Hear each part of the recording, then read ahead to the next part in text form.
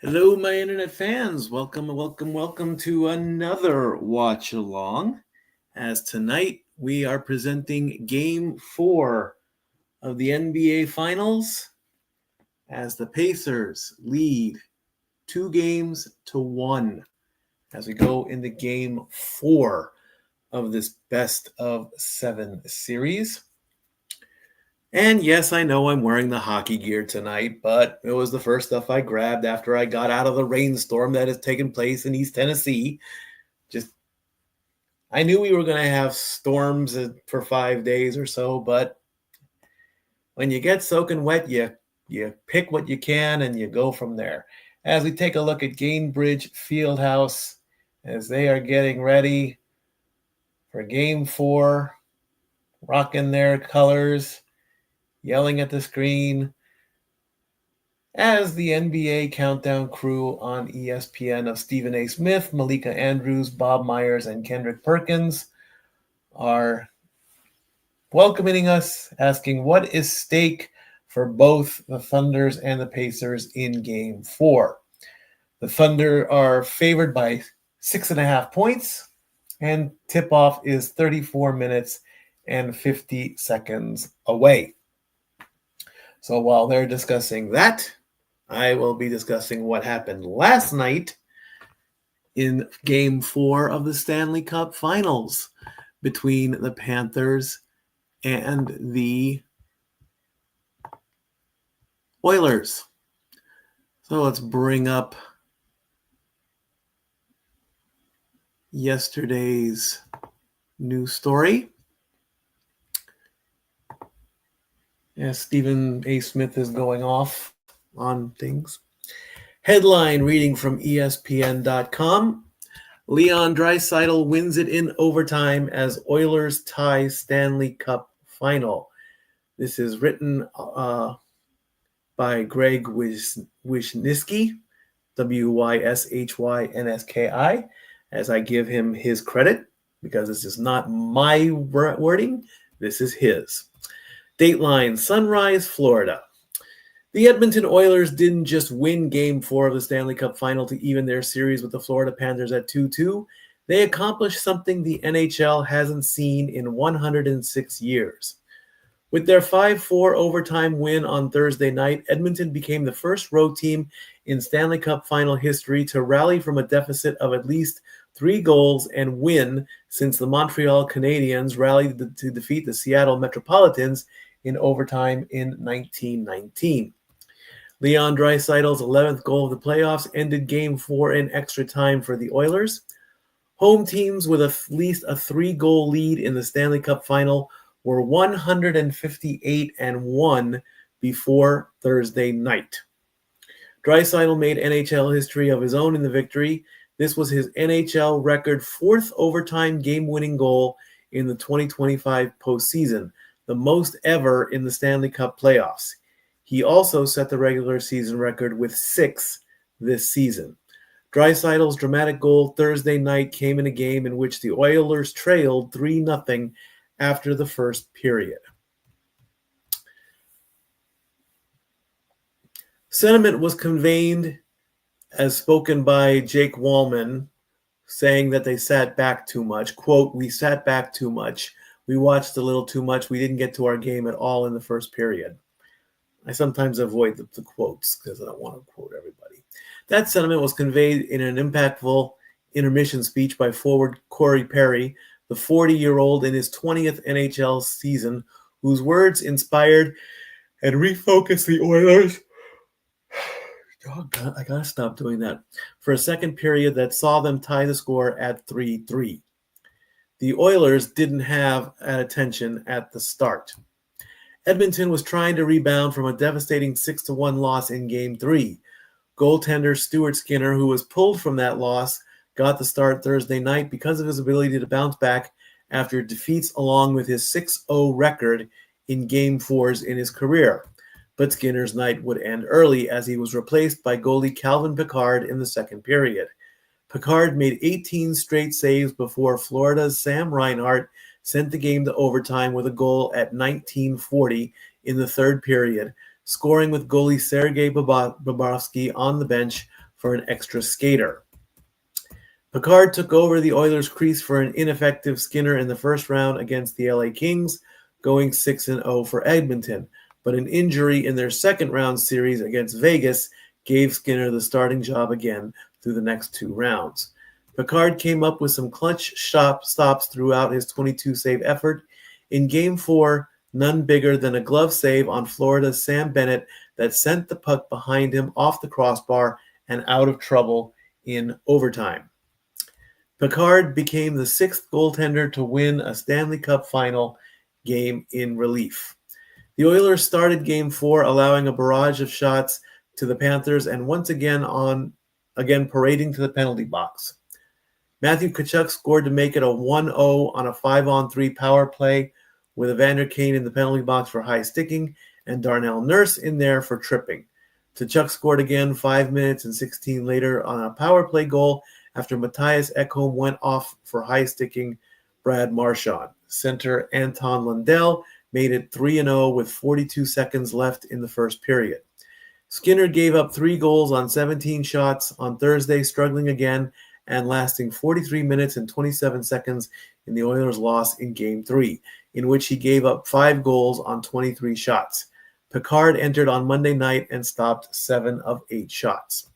With Pickard between the pipes, the Oilers began their comeback. Ryan Nugent-Hopkins converted on the power play on one of 3 penalties the Panthers took in the period from McDavid and Draisaitl. Nurse snuck one past Bobrovsky at 12:47 to cut the Florida advantage to 1 goal. Just 10 seconds after Nurse scored, Florida captain Alexander Barkov took a delay of game penalty. It was the moment the Oilers were waiting for. The best defensive forward in the NHL in the penalty box and a chance for their offensive stars to tie the score. But Bobrovsky was all the penalty kill needed, making 5 saves, including 2 on McDavid on the same scoring chance. Undaunted, the Oilers kept fighting and tied the score with 4:55 left in the second period. Nurse set up forward Vasily Podkolzin for his second of the playoffs, knotting it at 3-3. It remained that way until 6:24 of the third period when a great Oilers forecheck pinned the Panthers' top line in their zone before Wallman blasted the puck for the 4-3 lead. But the Oilers couldn't hold it as Florida knotted the score on Reinhart's late goal. After an overtime that saw both teams get their chances, it was Draisaitl who ended it at 11:18. After a great pass by Podkolzin to set him up, Draisaitl pushed the puck toward the Florida net, and it deflected off defenseman Nico Mikkola and past Bobrovsky, who had 30 saves. Draisaitl is now tied with McDavid with 32 points in the playoffs. He is the 5th player in NHL history with at least 30 points in consecutive postseasons and is tied with McDavid and Mark Messier for second all-time with 3 30-point postseasons in total. Wayne Gretzky did it 6 times. For Florida, it was a squandered opportunity to move 1 win away from hoisting the Stanley Cup for the 2nd straight season. And now, so they will come back into Edmonton for Game 5. And Game 5 is tomorrow night, Saturday night at 8 o'clock. And there will be a Game 6 on Tuesday night. So, and then Game 7, of course, is on Friday, June 20th, if necessary. So if Florida wins on the road and Edmonton wins on the road on Tuesday, it will all come down to Game 7. Gosh, stop doing that. I'm so sorry. I guess when it gets gloomy and stormy, I guess the yawns come out. So what can I say? SmackDown has just started, and John Cena returns to SmackDown after his Raw confrontation with CM Punk. So that's going to take down, I think, his countdown clock to 17, I believe, 18 or 17. Jacob Fatu to address the WWE Universe after betraying Solo Sikoa at Money in the Bank. Naomi reemerges on SmackDown as the new Miss Money in the Bank. And King of the Ring tournament. Oh, they're having both Fatal 4-Ways tonight for the men. So it's going to be Cody, Damian, Andrade, and Shinsuke in one.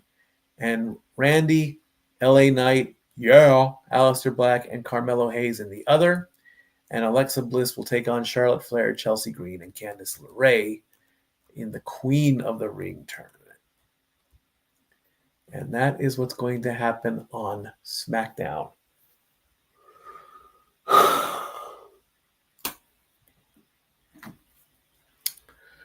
Let's take a look at some other headlines off of good old ESPN as we take a look at Therese Halliburton getting some kind of treatment done on his calves and ankles with some kind of electric machine, probably to warm up his muscles, I guess.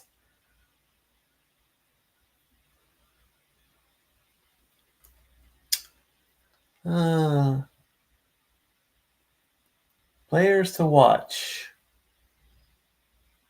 Of course, it's good old SGA. His points have been going down. He did 38 in game 1. He did 34 in game 2. And he did 24 in game 3. I might want to check the ESPN bet on that. Let's see what we got here.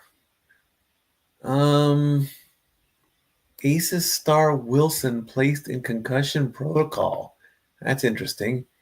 Asia Wilson in concussion protocol. Won't face wings. Wilson sustained the concussion in Wednesday's 97-89 loss to the LA Sparks. She was struck on the face as she went up to defend a drive to the basket. Wilson took herself out of the game and immediately pulled a towel to her nose. She was bleeding from her head and went to see a doctor. That's very dangerous. Very, very dangerous. Let's hope she's okay with that. In football news, Dak wants Super Bowl title. Legacy be damned. Dak Prescott, this is from Todd Archer at ESPN. Dak Prescott is entering his 10th season as the Dallas Cowboys quarterback.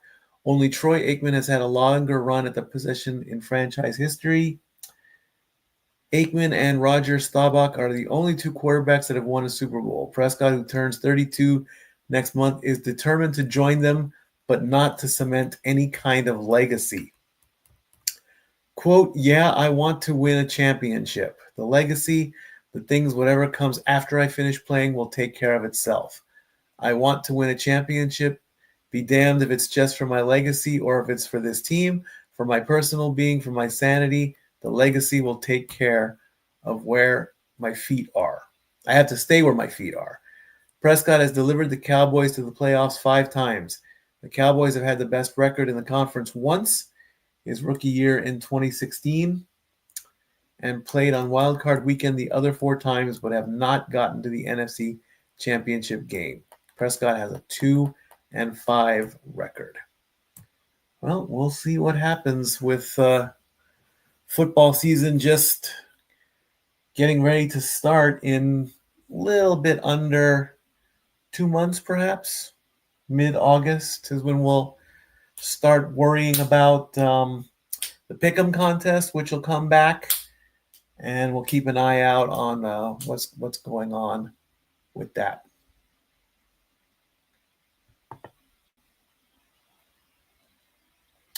Tip-off is 21 minutes and 55 seconds. Daughter of WWE legend wins shot put title. Was there any doubt in that? Brock Lesnar's daughter Maya wins national title in shot put, as written by Kalen Hooks. Maya Lesnar's reign continue. Lesnar, the daughter of legendary WWE wrestler Brock Lesnar, secured a national championship in the women's shot put finals at the NCAA Outdoor Track and Field Championships on Thursday. After finishing in fourth place at Indoor Nationals in December, Maya entered the throwing ring with a loftier goal in sight, being a national champion. On her first attempt, Maya recorded a mark of 19.01 meters, which is 62 feet, 4 1/4 inches, and would stay in the lead the entire competition. Maya hasn't lost an outdoor shot put event all season. She recorded consistent marks all season with the 18-meter barrier, excluding an all-time personal best of 19.6, and she currently sits number 7 on the world leaderboard. Well, that's a good thing for her, and she follows in her dad's collegiate sports. Brock, of course, was an NCAA champion in wrestling, where he only lost 5 times. Maya is now a shot put champion. Isaiah Hartenstein will be starting tonight. Very interesting. Bit of a change on the Indiana Pacers bench. Hartenstein will be starting and not playing on the bench tonight. As the countdown clock reaches, I believe, 20 minutes or so before tip-off. Let's see what else we got.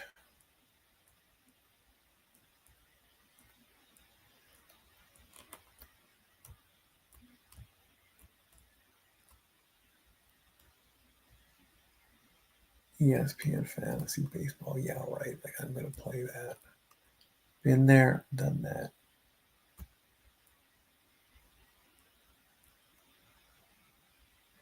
Yep, just under 20 minutes. We're at 19 minutes and 10 seconds.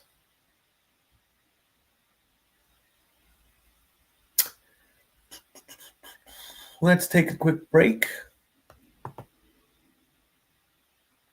The NBA draft will come up on June 25th and June 26th. And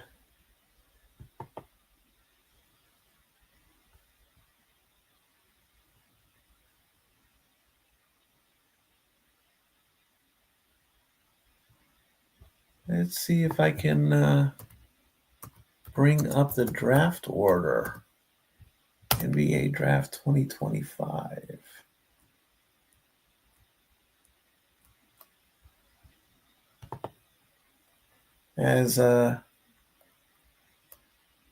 Yep, there's the draft order. Let's bring that up.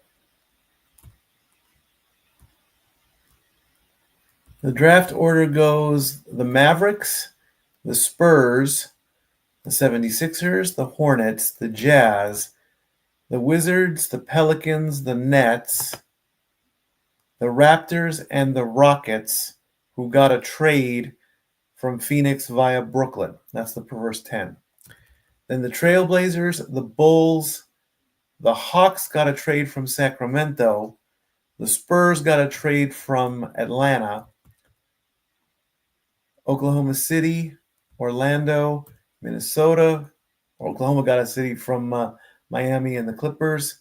Orlando, Minnesota got a trade from Detroit, New York, Oklahoma City, and Houston. Then Washington from Memphis. Trades all over the place.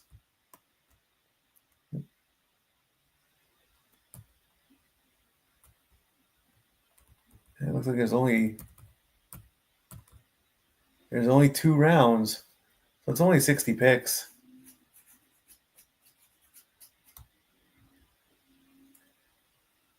I haven't really been following the early stuff in the NBA, so there's that. All right, ABC is on a commercial break. I'm going to go grab a soda, grab some water, get your drinks in, because tip-off is in about 17 minutes or so. Be right back. And now for a taste of things to come.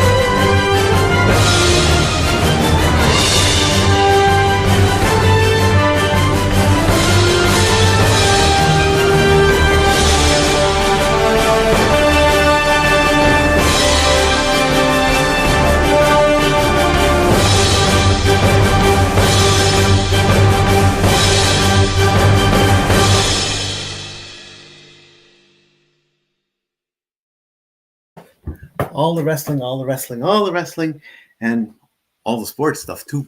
Don't forget that. All right. Was that Jason Kelsey? I don't think that was Travis Kelsey, who made an appearance with Tay-Tay last night, because apparently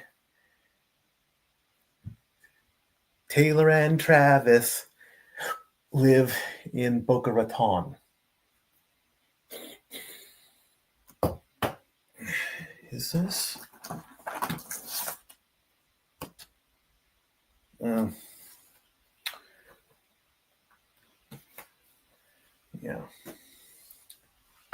Thought I had. Well, I'm going to have to search the room, darn it. Otherwise, I have to go out tomorrow. All right.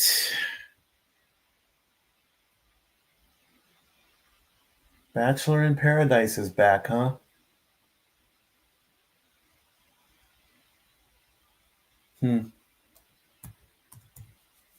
Interesting. 8:25 p.m.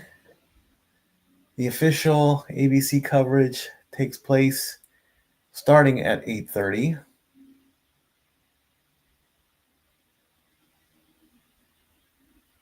We're getting the hype video. Let's take a look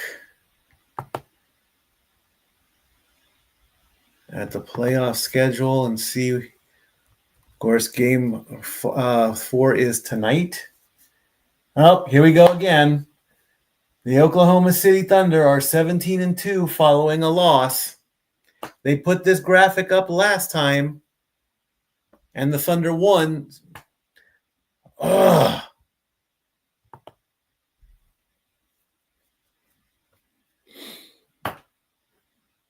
I love the stats, but I hate the stats. I really, really do. It's a great piece of foreshadowing.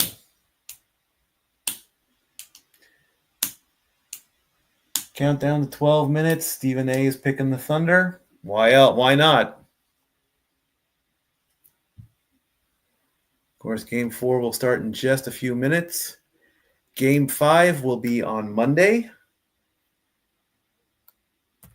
And right now, if necessary, Game 6 will be on Thursday, the 19th. And if necessary after that, Game 7 will be on the 22nd.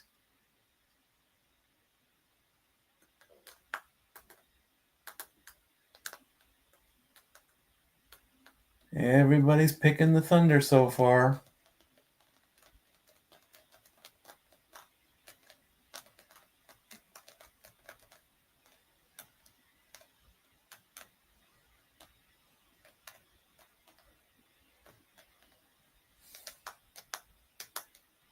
Yeah, we see you there on television, dude. Wave at the crowd as everyone's making their way downtown.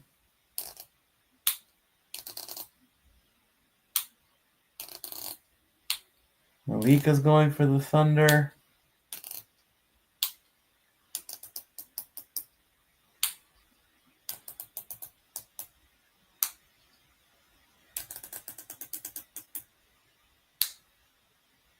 And one more pick as the clock reaches 11 minutes.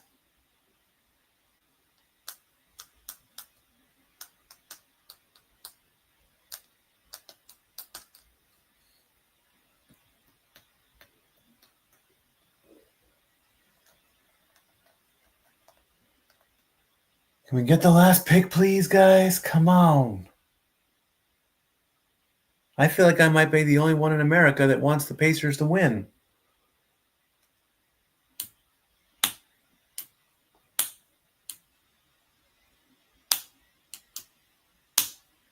We know Isaiah Hartenson is starting. We already got that graphic. Well, I guess we're not going to get to see who Mr. Bob chose. Sorry, Mr. Bob. As we're getting closer to the 30-minute mark overall, it being 8:30 in the evening, I always wondered how would I react if I met Stephen A. Smith. I just thought of that. I would be respectful. And he knows he's got haters. Now, I'm not a Stephen A. Smith hater. Okay, I do not hate the man. I do not wish ill on the man. I just sometimes challenge his opinions. And that's the beauty about opinions, okay? You can disrespect. You can disagree with an opinion and still be respectful. And that is my goal sometimes with Stephen A. Smith, you know? I mean, there have been times where I would wake up in the morning and watch First Take, and I would watch his rants. That's what they are. And he would say the most outrageous things sometimes. Now, I can't think of one thing off the bat right now, but I would disagree with it. You know, it's like it goes all the way back, of course, to the greatest of all time debate that'll never get solved because everybody has their reasons as to why they want to be the greatest of all time and all that. So, we're using the basketball as a soccer ball now. Okay, that's good.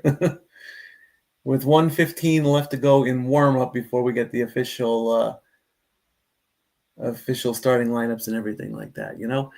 But overall, if I ever met him, I would shake his hand and I would say, you know, Mr. Stephen A. Smith, we disagree on a lot of things.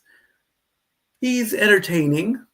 He's fun to watch, whether you like him or you don't. In my opinion, he's done his homework. He's been that. Let's see what this is. Following a loss, SGA averages 33.6 points a game, 54% field goal, 7.2 assists. Well, there it is. All right, let's go. Let me go back. Let me go to ESPN Bet really quick. I want to see ESPN Bet. Let's look at some things here. Watch it say, "Are you in Tennessee?"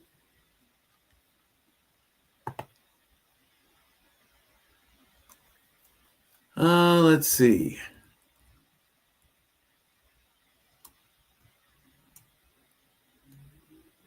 Parlays. Parlays is where you make your money. Wow. There is a parlay if Halliburton makes 4 or more. Well, it's saying 4 plus, so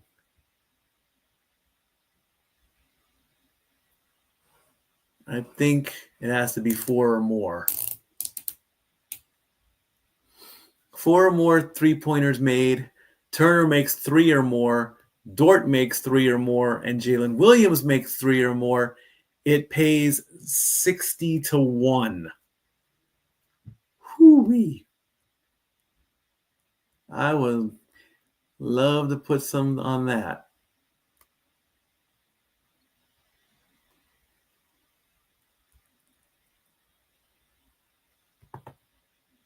Let me go to the FAQs here.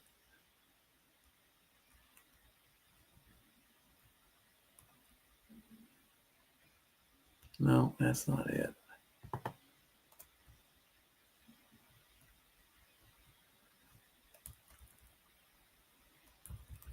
Here's one on Siakam. If Siakam scores 20 total points, gets 5 rebounds, gets 5 assists, and the Pacers win the money line, meaning they win, that pays 10.5. And if I had the money, I would do this stuff.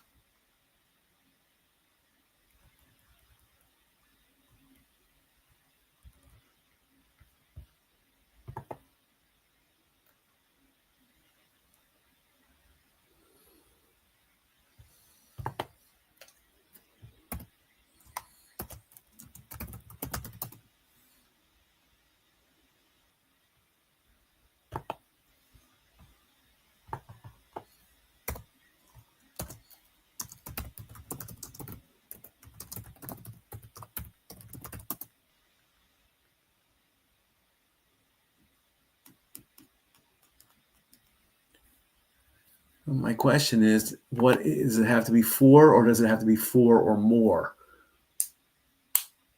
I would guess that it's 4 or more. What a payout that is, though.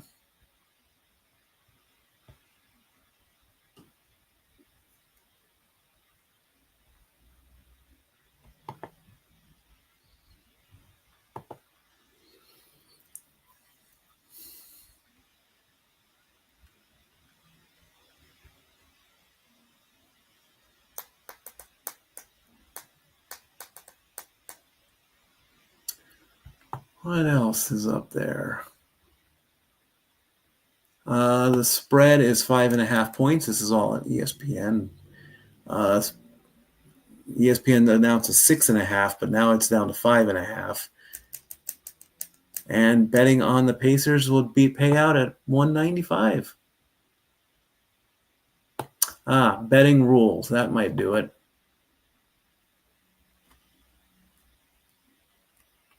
House Rules, Tennessee.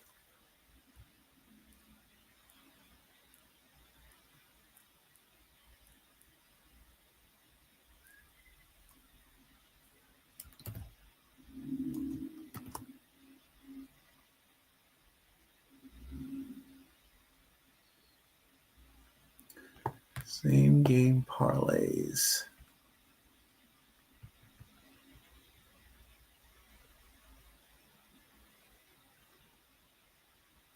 Parlay plus wagers are those consisting of one or more.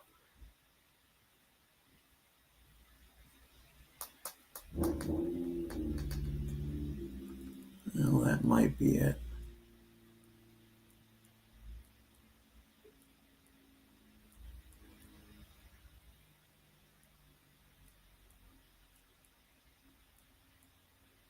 It might be a while before I can make a bet. But it's still 60 to 1 odds.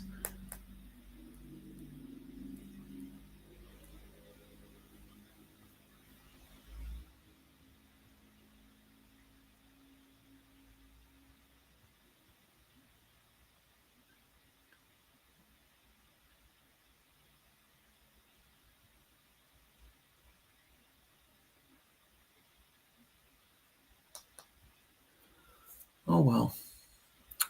I can dream.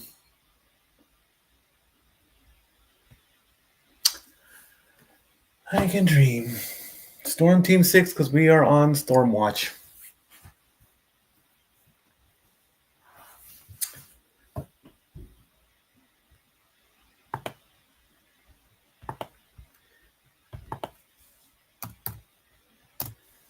Maybe next year, or maybe football season. I don't know.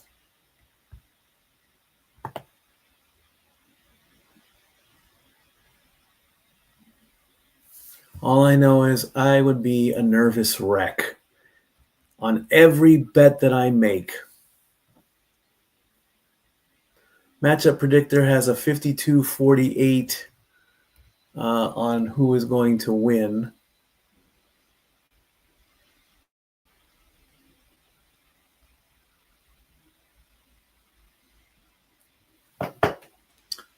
We got the mini Statboard 9000, Statboard Junior.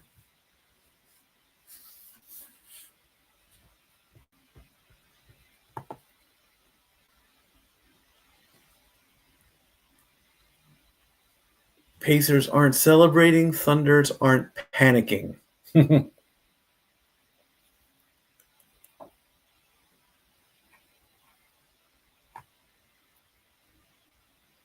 Gainbridge Fieldhouse, Indianapolis, Indiana.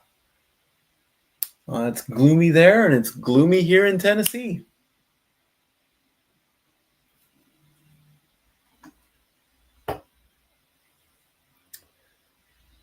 A sea of yellow with a little bit of blue mixed in, as there are a few Thunder in the crowd.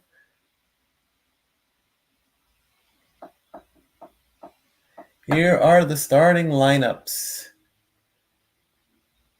For the Thunder, they're going to stick with Dort, Williams, Julius Alexander, Holmgren, but Isaiah Hartenson joins the starting lineup. The Thunder are going to stick with their Nembhard, Nesmith, Halliburton, Siakam, and Turner.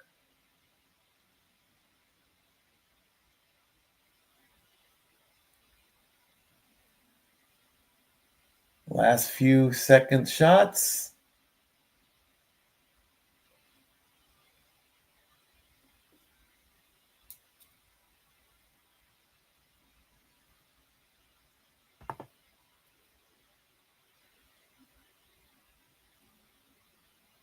Crowd getting their last few cheers in. Just the referee has the ball.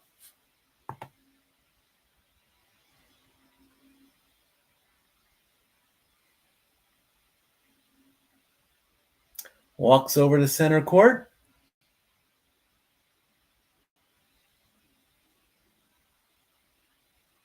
Ball is up, and the Thunder control.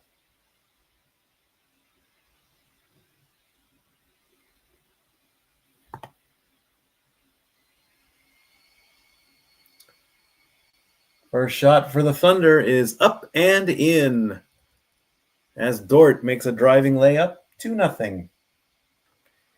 And yes, thanks to Storm Team 6, we have a severe thunder warning in Tennessee.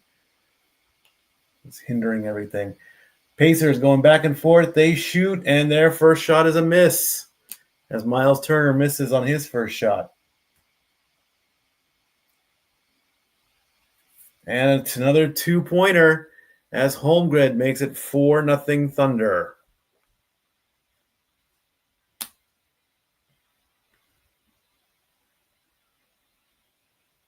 And Siakam answers right back with a 3. It's now 4-3. And yes, Sevier County is under a severe storm watch. So if you start hearing crash, bang, booms, you know what it is. And that's a turnover, ladies and gentlemen. The Pacers have the ball. Hartenson loses the ball. Halliburton passes deep. 3-point shot attempt is good. Nesmith makes it 6-4. Back-to-back threes.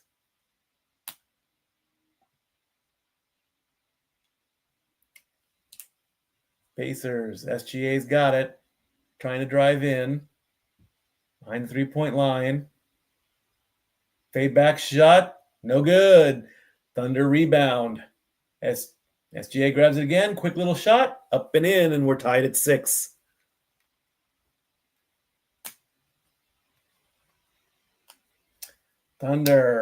Pacers have the ball. Quick drive in, up and in. As Siakam makes a layup, that's 8 points for the Pacers. 8-6.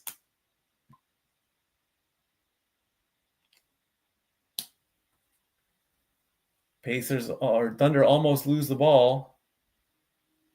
SGA's got it. He gives it over to Williams. Williams with a step back three. No good. Just hits the front of the rim. Rebound goes to the Pacers. Halliburton gets back. A very long three and is good. Halliburton with a long three. That should be worth 5. 11-6 is the score. And Williams gets fouled by Nembhard. Way far back from the three-point line, and he drains it. Way to go, Halliburton. All right, Williams to the free throw line. I wonder if Renegade would like a Thunder Williams jersey. You never know. First up and in. 11-7 is the score. Pacers lead.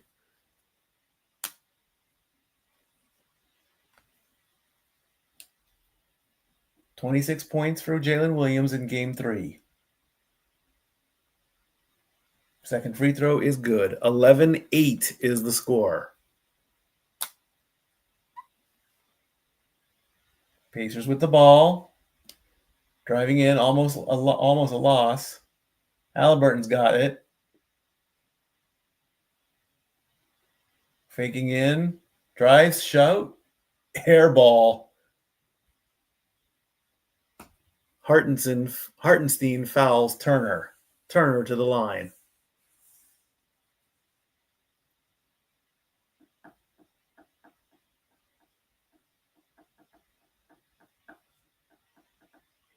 Be safe out there, Sevier County. We've got a thunderstorm watch in effect.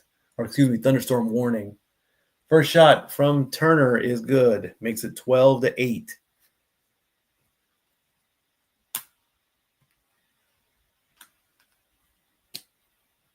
$8:57 left to go in the first. Turner and gives the Pacers a 5-point lead. 13-8 is the score. Thunder looking to inbound, and they do.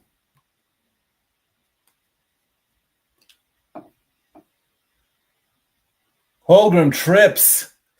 Oh, he's grabbing his ankle. Uh-oh, that's not good.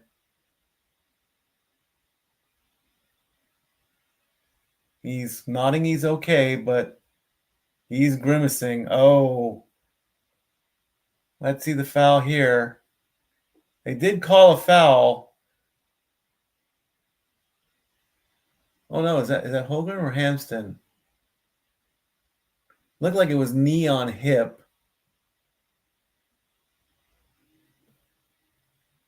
It's Holmgren. And he hit hard. He's going to go to the line, though, and shoot 2.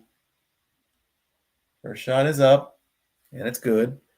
That makes it 13-9. 20 points in Game 3 for Chet Holmgren. 8th career double-double. Second shot is good. 13-10 is the score. And the Pacers have the ball. Quick pass. Over for 3. And it bounces out. Siakam missed that one. Holmgren's got it. Looks like he's almost hobbling a little bit. Step back shot. In and out. Here come the Pacers. Jalen Williams misses that one. Nembhard fakes the shot. Halliburton's got it. Shot is up, and it bounces in. Turner makes a shot. Makes it 15-10.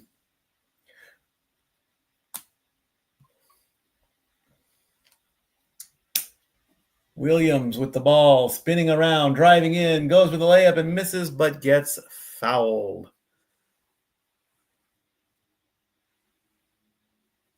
Nesmith fouls Williams. No, it's just a little bump.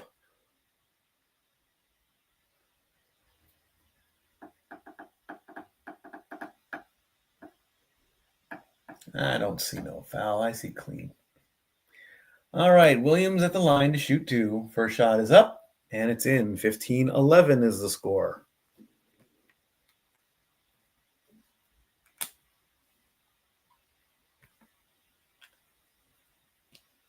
I really don't see, I see contact, but I don't see a foul.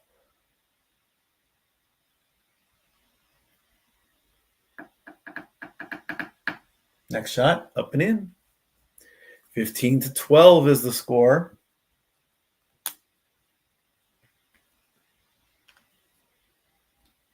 Pacers miss, get a rebound, and put it right back in. 17-12 as Nembhard. Or excuse me, that was Turner. Sorry. SGA fakes a shot, tries to draw a foul, doesn't get a shot, and the Pacers rebound. Coming on up.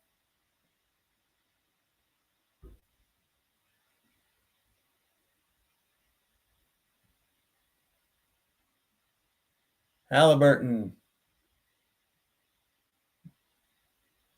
Driving in. Over for three. Count it. As Nembhard makes it 20-12. Forcing the Thunder to call timeout. 20-12 is your score. Timeout, Oklahoma City. And with a timeout, we take a timeout. And now for a taste of things to come.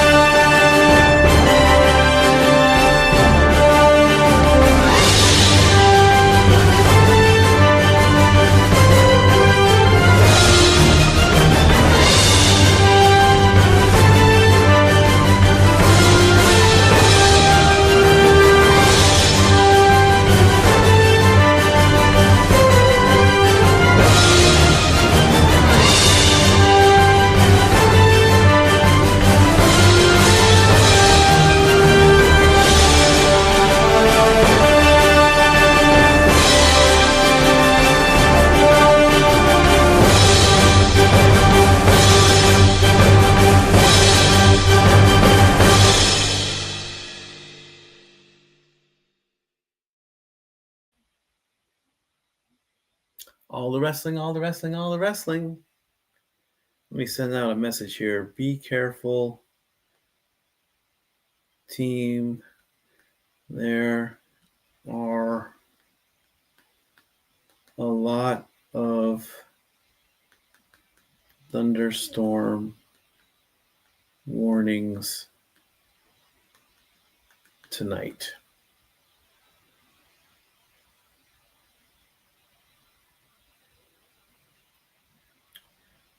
And let's text the family. Thunderstorm. Hold on. Severe thunderstorm warning in effect for Sevier County.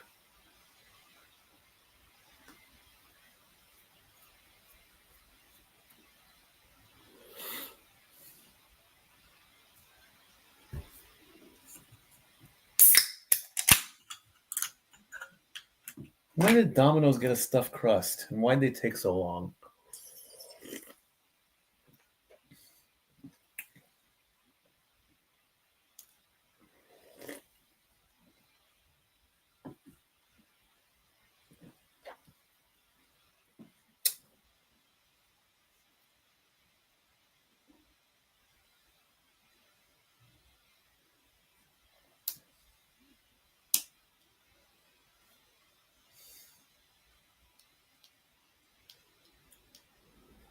That's just my air conditioning going off. All right, Thunder has the ball after the timeout, down by 8, as Caruso is in the game. To SGA, steps back, fakes passes to the 3. Caruso's got it again. Caruso driving in, shoots, count it. 2 points there. Caruso. 20-14 is the score.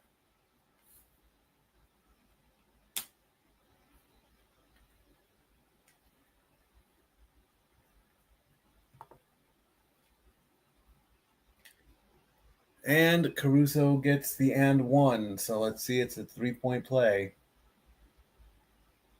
Yep. 20-15 is the score. 5-point lead. Pacers should just hang back a little bit here, I think, in my opinion. Nembhard to Siakam. Oh, no, that's Obi Toppin. Obi Toppin's in the game. He scores 2 points. 22-15. And that's a turnover. Bad pass. Caruso lost the ball on that one. Here come the Pacers. Halliburton. Passes to Toppin again. Toppin makes another one. Back-to-back shots for Toppin. Toppins. 24-15. The Pacers with a 9-point lead. 6 minutes to go in the first.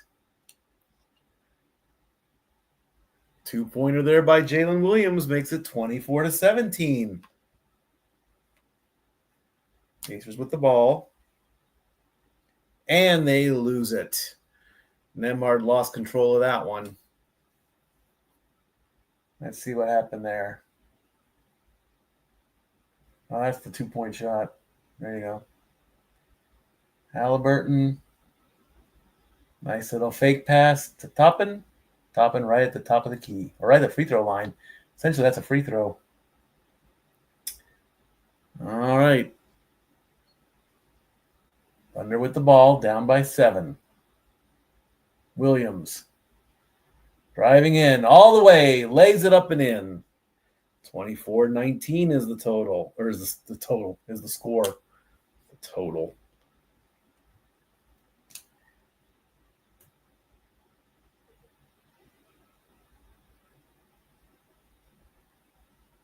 Nembhard has it.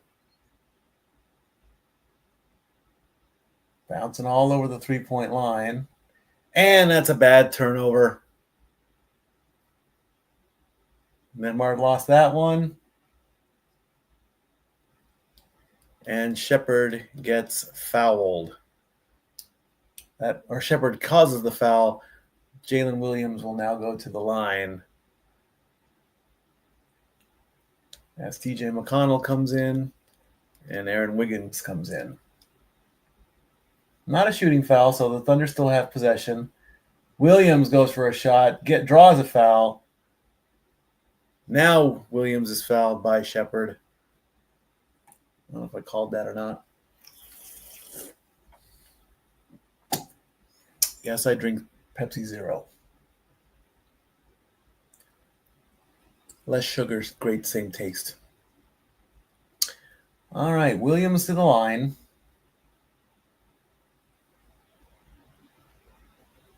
Okay, the first shot is up and in. 24-20 is the score.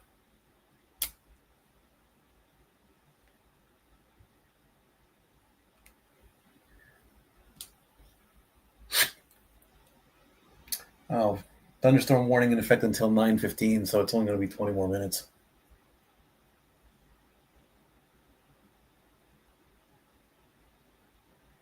Williams' second shot, up and in. Thunder down by 3.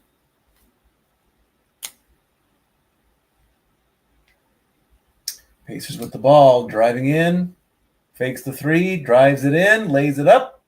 It doesn't drop. Thunder with the rebound. Thunder could go for the tie here. Spins. Dort for three. Hey, what happened to my feed?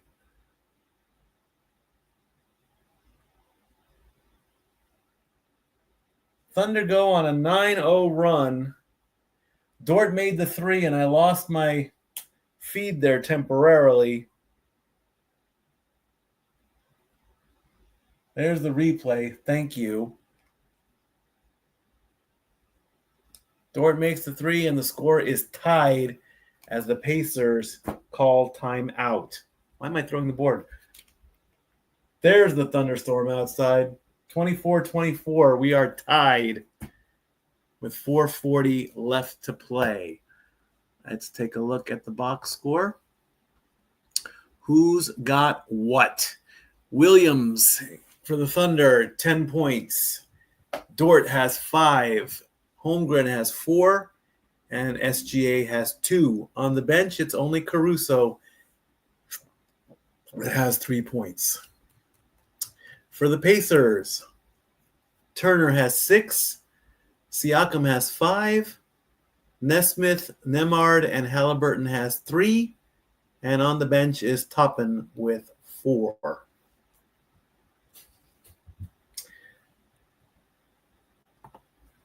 Let's take a look at the team stats right now. Thunder are 7 out of 11.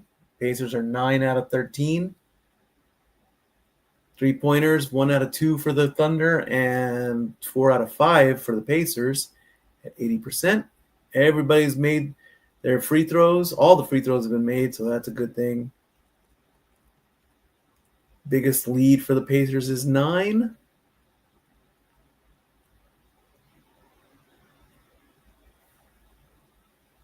And where is the percentage thing that I like? Right now, the Thunder at 50.3% with the score being tied.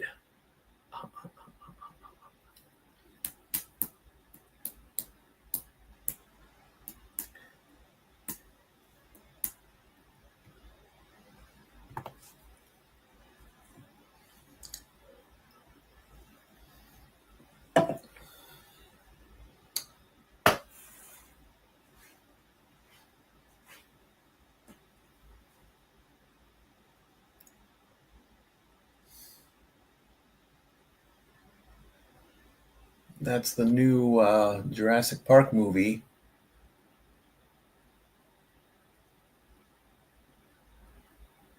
Starring Scarlett Johansson, I believe. Jurassic World Rebirth.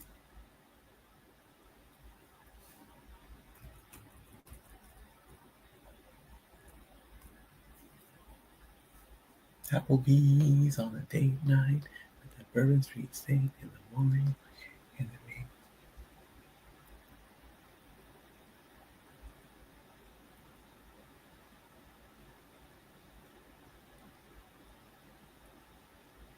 Sports Forever, ESPN. The next era begins this fall.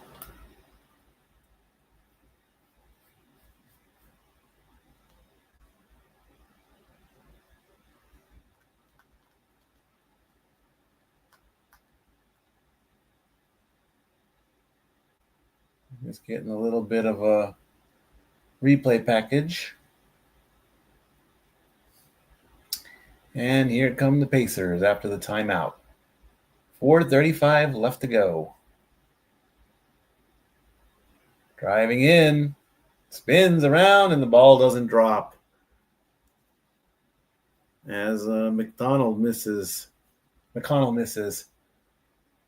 Dort lost the ball. Siakam steals. And Jalen Williams fouls Benedict Maturin. So Maturin's going to go to the line.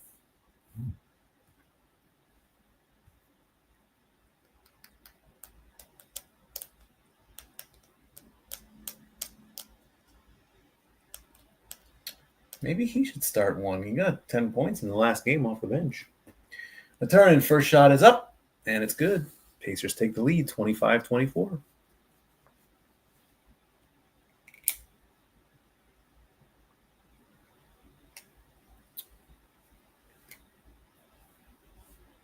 Maturin going for his second shot. Uh-oh. Halliburton fell down. What was that all about? Halliburton hit the ground as he was in the backcourt. Maturin's second shot was good. Don't know what that was about. Why Halliburton fell down all of a sudden? That's a steal. Driving in, misses. As Caruso fouls Siakam. Can we get a replay on that? What was that all about? Oh! He took an elbow on that one. Dort just shoved him back, and Halliburton hit the floor. Well, that was interesting. Just like that. All right, Siakam to the line. Maturin's pointing over there. First shot is no good as it bounces off.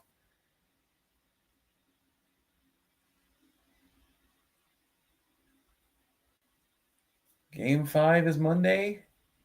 Game 6, if necessary, is on Thursday. And that's Caitlin Clark in the crowd. Second shot is good. Pacers lead by 3. 27-24. See, I'm watching without closed captioning this time too, because I don't want to rely on that. I want to rely on what I'm seeing. Thunder with the ball. Spinning around, a shot, no good. Pacers get the ball back.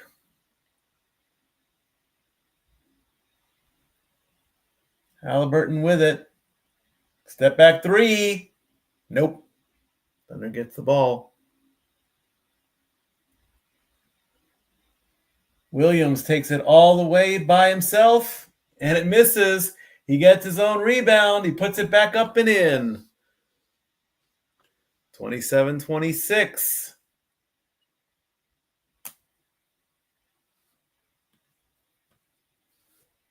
Maturin gets intercepted. Bad pass as Wiggins causes a steal, and it's back as another turnover. We got a fast break working here. And we get a shooting foul. Dort fouls Siakam.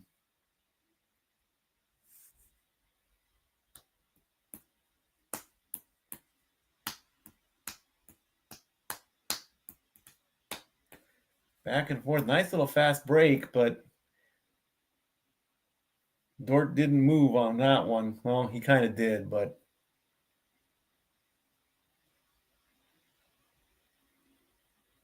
and now Siakam to the line. First shot is up, and it's good. That makes the Pacers have the lead by 2, 28-26. 2:57 left to go. In Game 3, Siakam had 21 points.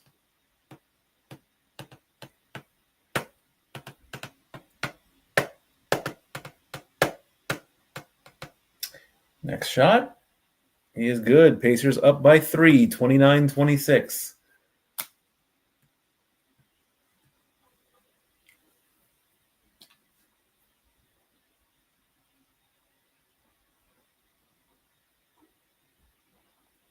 Holmgren has it.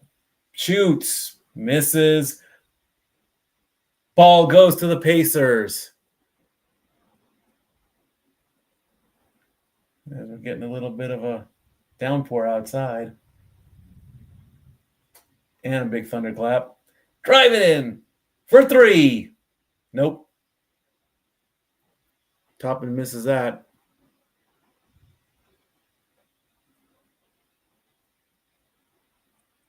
Caruso goes for 3 but doesn't try it. Williams has it. Driving in. Williams doesn't know where to go. They miss. Pacers have the ball with 2:05 left to go.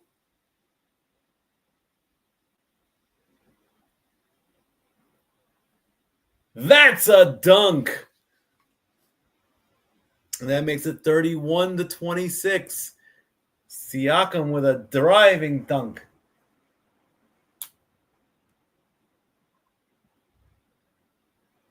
Caruso again fakes the three, drives in, shoots, and gets it. 31-28.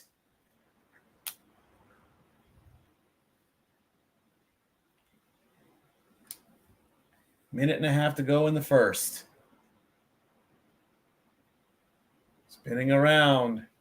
Fade back, shot. No good. Thunder rebound. Siakam missed that one. Three-pointer to tie. Nope. Pacers get the ball back. And the ball gets taken away on a turnover all the way to Caruso, who lays it up and in for an easy bucket. 31-30.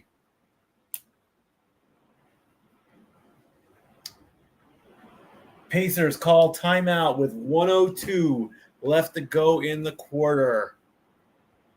And we got a downpour outside. Be right back. And now for a taste of things to come.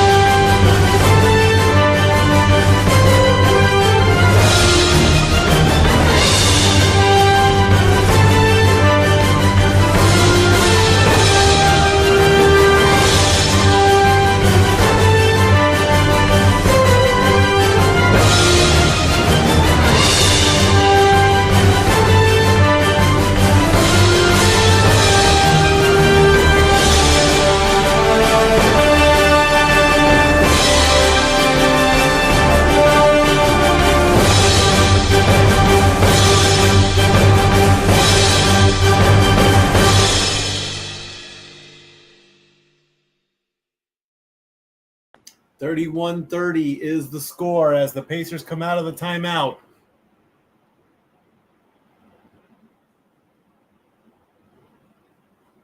Pacers shoot. Got it. Count it. 33-30 as McConnell gets a pull-up. Yeah, we're getting some rumbles out there, I'll tell you that. SGA with a shot. Count it. 33-32.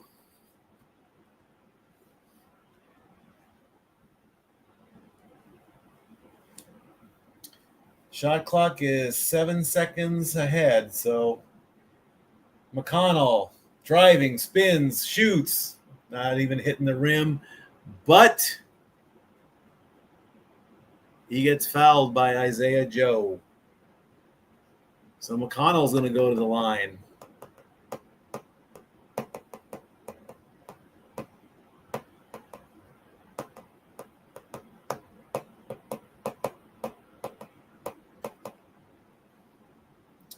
TJ McConnell to the line. First shot is up, and it's good. That's 34-32.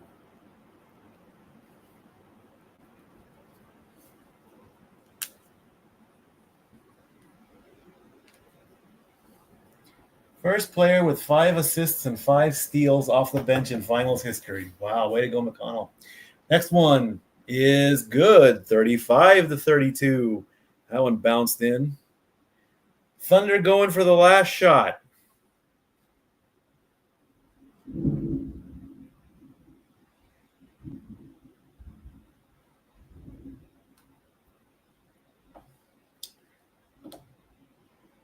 Ten seconds left. SGA with the ball. For 3. No good. Holmgren ties it or tips it back in. The long ball will not drop. And the Pacers are holding on to a 1-point lead.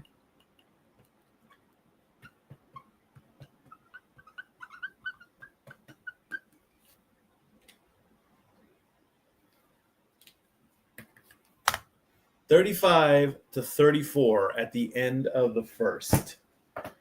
All right, let's look at the box score. Let's see who's got the most points and everything and see what's happening here. For the Thunder, Jalen Williams has 12 points. Dort has 5 points. Holmgren and SGA have 4 points. Hartenstein doesn't have any. On the bench, Caruso has 7 and Kenrick Williams has 2. I must have missed that one. For the Pacers, Siakam has 10. Turner has 6. Nemard, Nesmith, and Halliburton each have 3. On the bench, Toppin and McConnell have 4, and Maturin has 2. The only person, 1, 2, 3, 4, 5 personal fouls there, so nobody really in foul trouble there.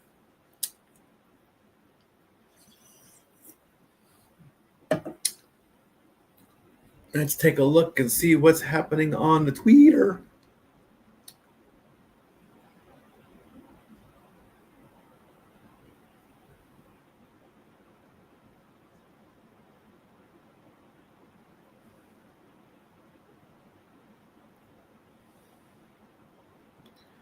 Yeah, I know.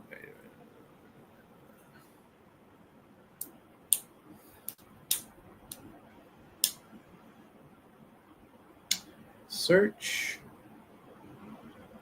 sports.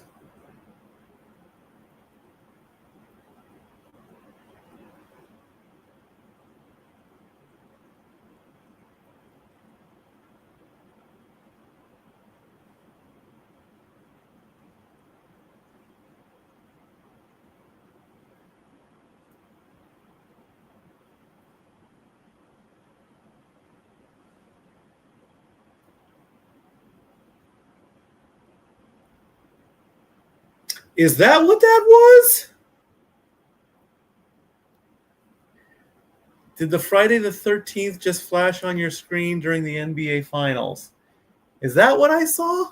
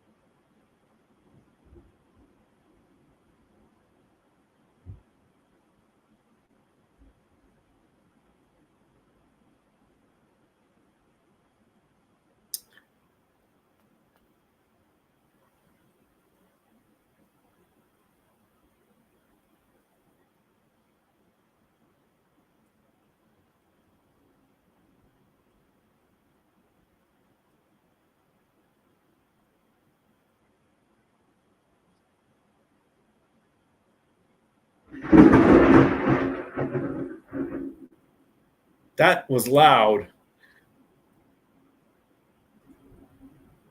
And it did glitch. I did see a Friday the 13th screen briefly. Well, how about that? All right, well, back to the game. The game has started. The game is resumed in the second quarter after we got a good blast of thunder there. A thunderstorm during a Thunder game. Ha ha ha. Go get that. A Thunder versus a Thunder. All right, let's see. So much has happened already right off the start. Maturin makes a 3. SGA makes a 2. SGA makes another 2, and we're tied, 38-38.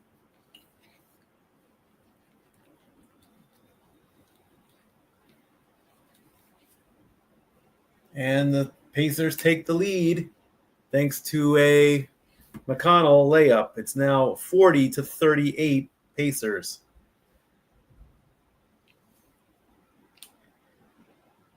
Lays it up. No good.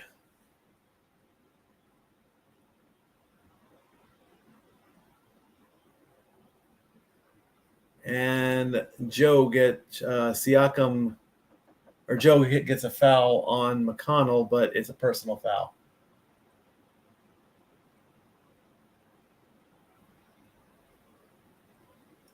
Well, how about that? The screen glitches on a Dort three-pointer, and Friday the 13th pops up.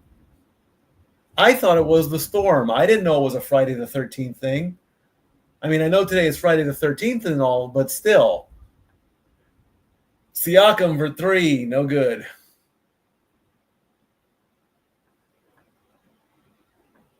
And then right at the start of the second quarter, a thunderclap hits. Hartenstein, nope. Rebound, he gets his own back. And almost a steal, but unfortunately the ball will stay with the Thunder.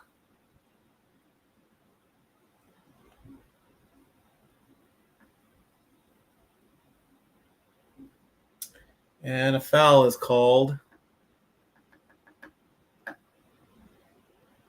on Nemard.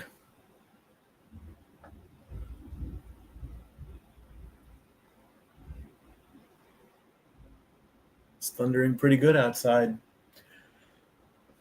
40-38 is the score. Pacers lead by 2 with 9:51 left to go.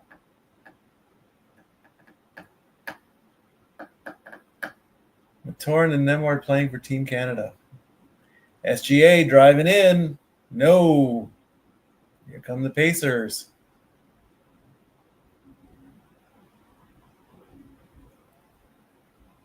Pacers with the ball. Loses it. That's a turnover. For three and the lead. Nope. And that was a foul. Turner fouls Holmgren. Holmgren's going to go to the line.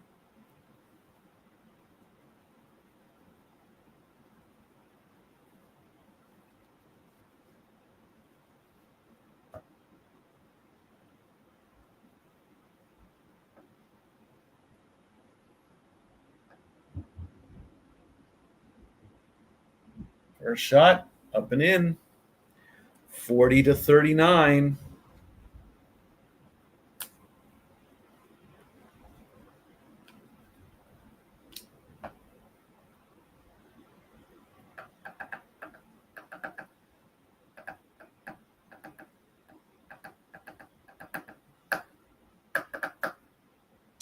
And we are tied at 40.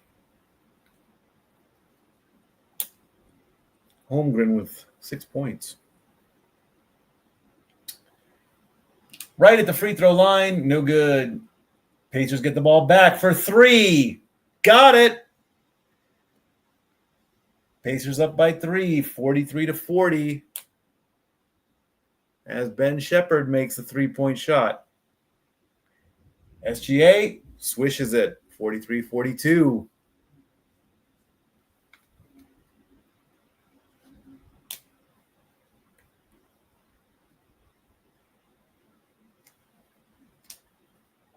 And Wallace with a personal foul, but not in the act of shooting, as I smack my desk.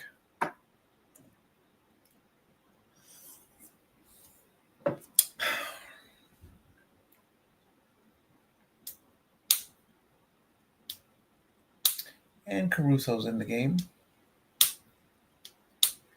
Pacers with the ball. They inbound.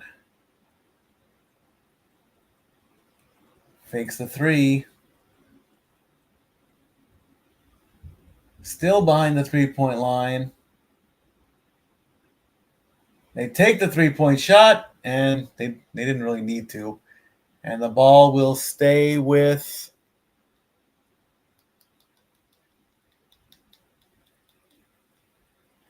Ball will go to the Thunder as the ball was knocked out of bounds.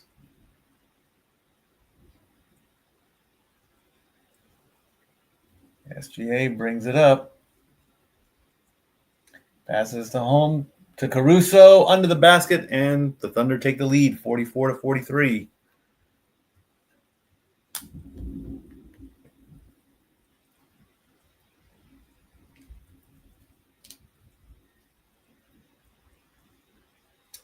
Pacers with the ball, 8 minutes left to go in the half.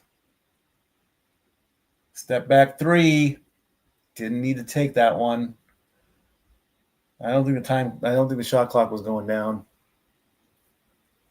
SGA with the ball.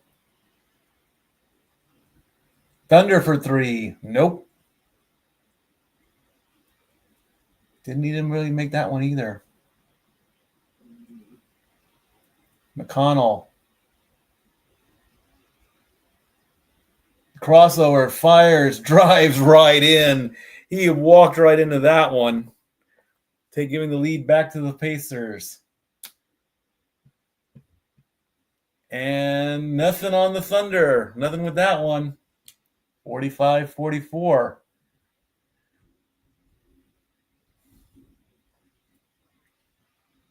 McConnell holding back a little bit. Killing a little time. Fakes the three. Driving in. Top of the three-point line. Nope. Rebound stays with the Pacers, though. They got driving in. No foul was called. They were trying to draw the foul. Bit of a fast break. Driving in. Thunder take the lead, 46-45. As Kenrick Williams and the Pacers will call timeout.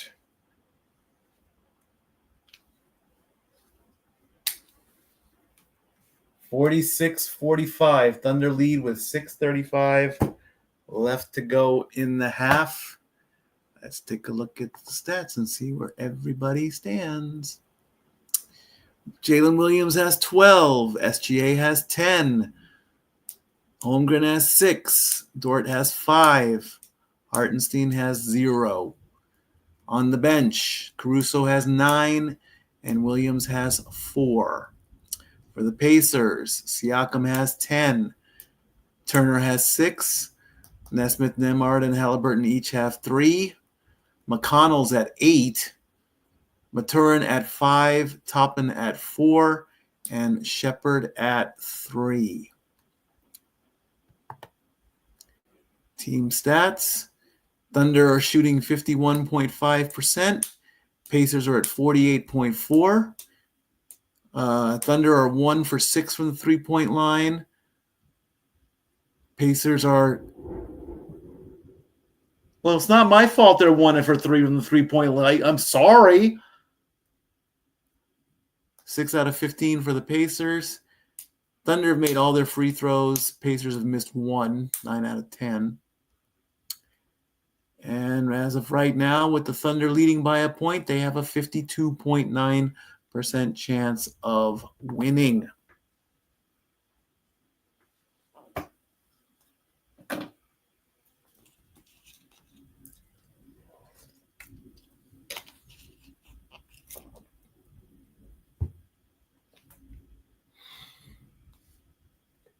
Let's see what's happening on the Twitter.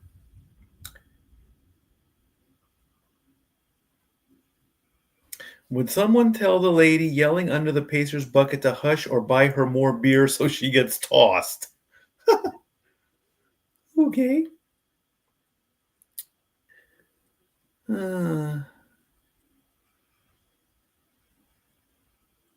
SGA ain't never worked this much in his life. LOL. Bro breathing hard. They got him tired. All right. Shout out to the dudes dressed as Dumb and Dumber with SAS and Kendrick Perkins as chains on their necks. Okay.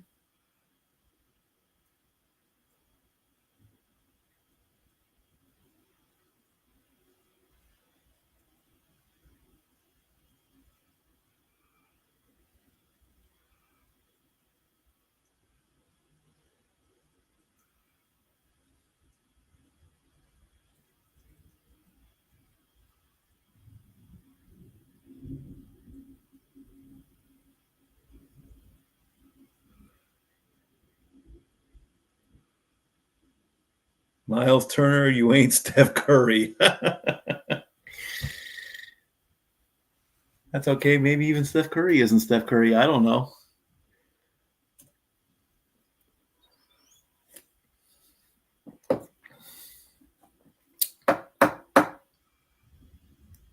Come in.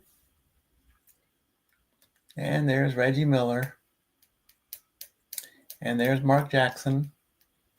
And there's Jalen Rose. And there's Travis Best. And there's Derek McKay. And there's Detlef Schrempf and Dale Davis.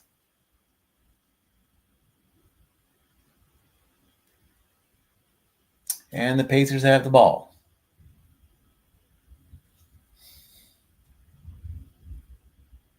Almost a steal there. Quick shot. No good. Thunder have it. 3. Nope, that's a 2. Ball's up in the air, and the Thunder get it back. Williams with a pass over to Caruso. Back to Williams. Over to Wallace, who misses.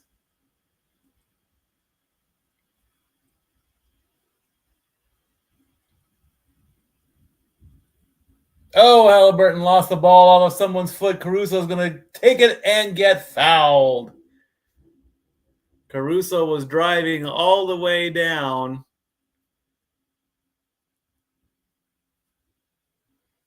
And we've got some words being said now. Toppin with the foul. Caruso's all the way there. Toppin just goes shoulder to shoulder. Caruso hits the ground. Yeah, that's like that. It looks like he almost hit the ball, but I think the foul was shoulder to shoulder.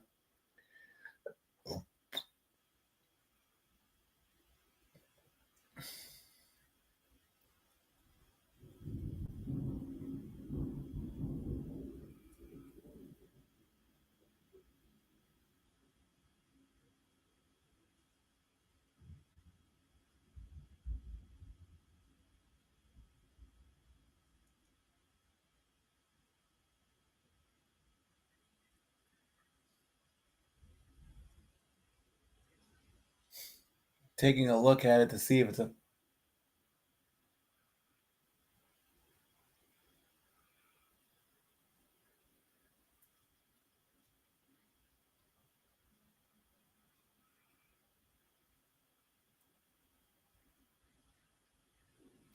And it's under review.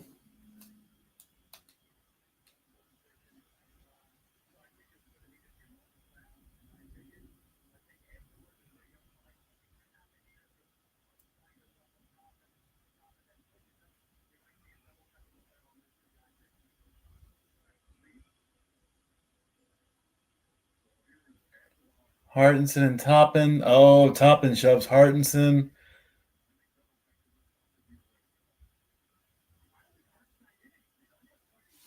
I didn't see I saw Hartenson like kind of call out Toppin a little bit, but we're under review here to take a look at.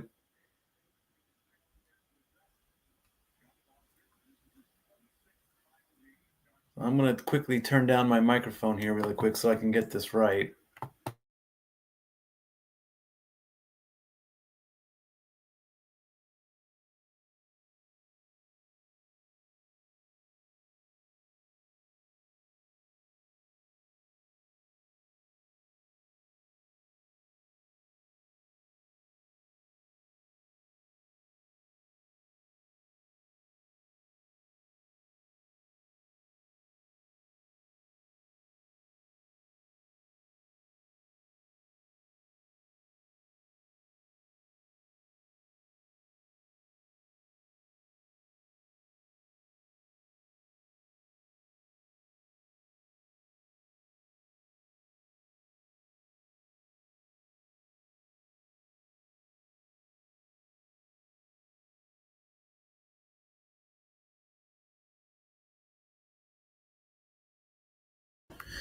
All right, so thanks to the after foul antics After review of the play,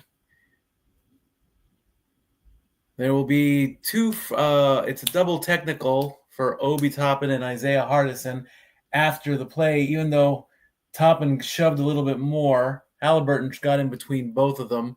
So Caruso is going to shoot 2 free throws, and then the Thunder are going to keep the ball after this. So here comes the first one. And Thunder have the lead now 47-45.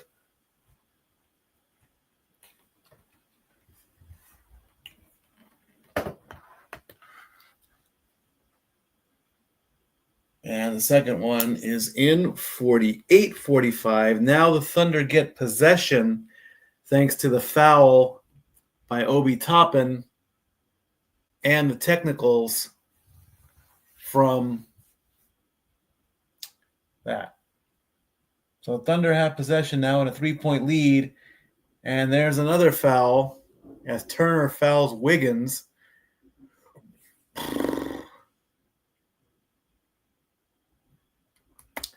Oh, that foul was deemed flagrant foul 1. Wiggins goes up and he gets fouled in the act of shooting, so he's going to shoot 2. And the Thunder have the lead 48-45 after the double technical. Stuff happens, I guess. Thunder are in the bonus, so every foul and the first one they miss.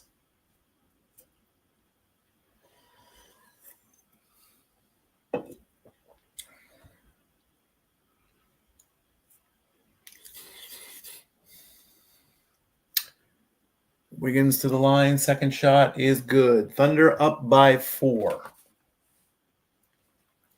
49-45. 5:35 left to go in the half.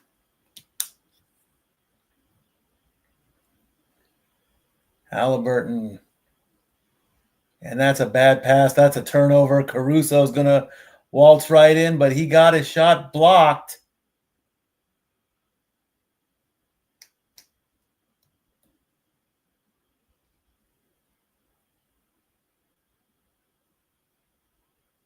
The ball was out of his hands. I don't know how that's a block.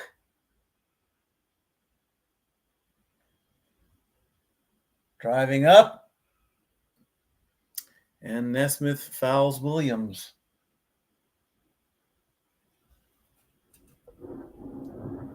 Well, what can I do about that? Every time there's a bad call, the Thunder happens outside.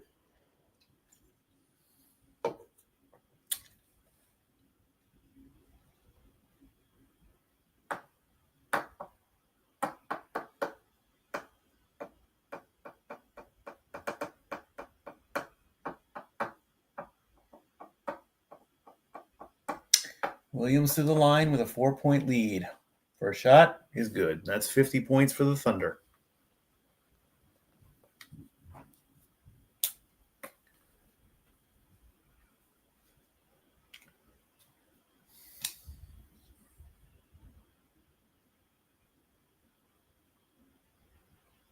Next shot is up and in. 51-45. Excuse me. Thunder on a 7-0 run.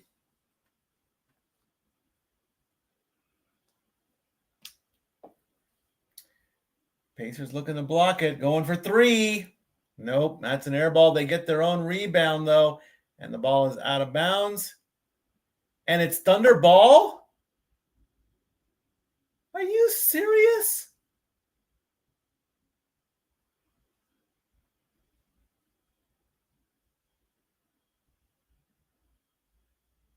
Caruso touched it.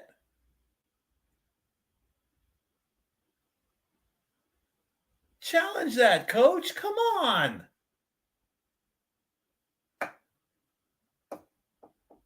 4 turnovers so far for the Pacers this quarter.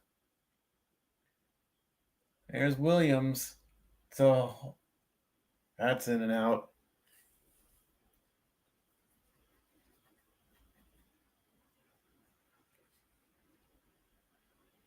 Missed that one.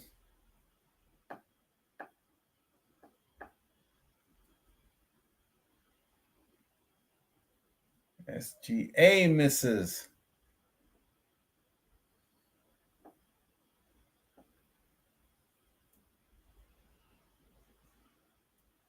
McConnell has it. To Halliburton. To Nesmith for 3. There you go. 51-48.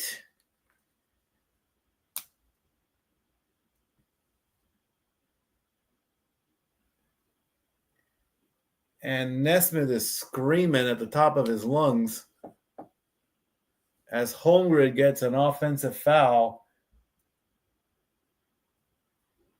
Oh, yeah. He got clocked. And he's screaming with a primordial. And why are we going all the way to that shot? 8 turnovers for the Pacers, 6 for the Thunder. 4 minutes and 2 seconds left to go.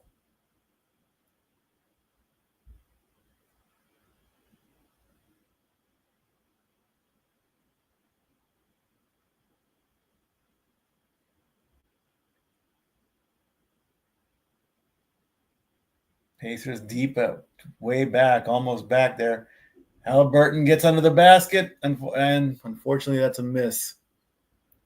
Siakam misses the layup on that one. He had him under the basket. It just didn't go. SGA driving in, lays it up, and in. 53-48 is the score.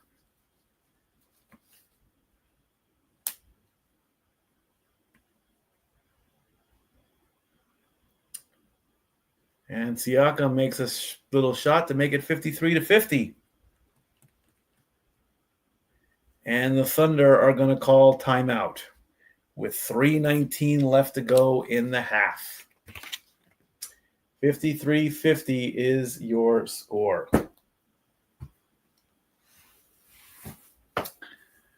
Let's see what's happening in the wrestling.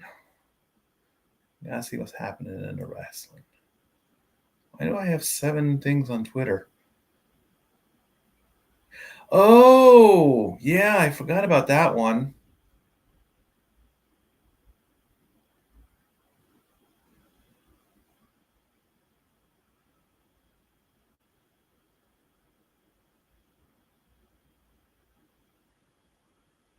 WWE. What's happening in the wrestling on the SmackDown?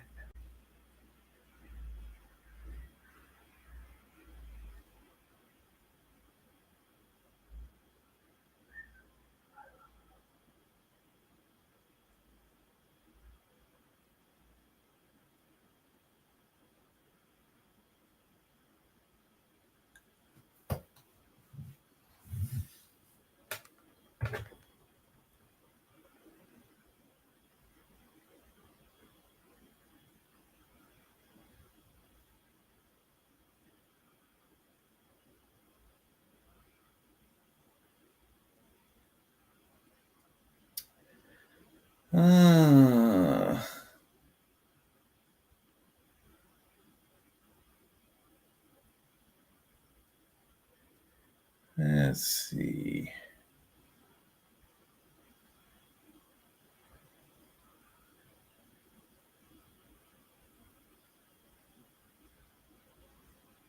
Can't turn the sound on because I don't want to get...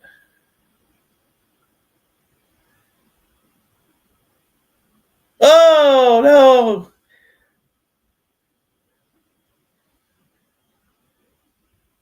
Dang.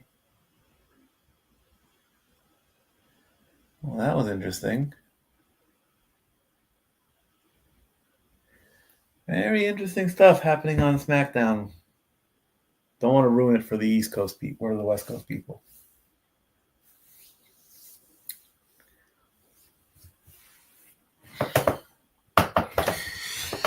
All righty, let's take a look at some stats during this timeout right quick.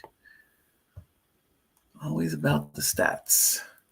Williams with 14, SGA with 12, Holmgren with 6, Dort with 5, Hartenstein, nothing.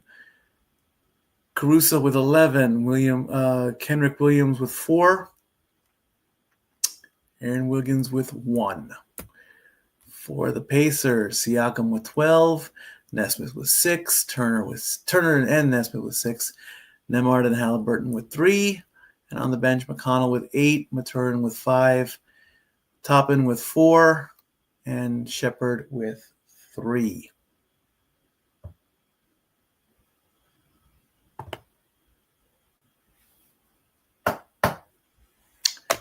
$53.50.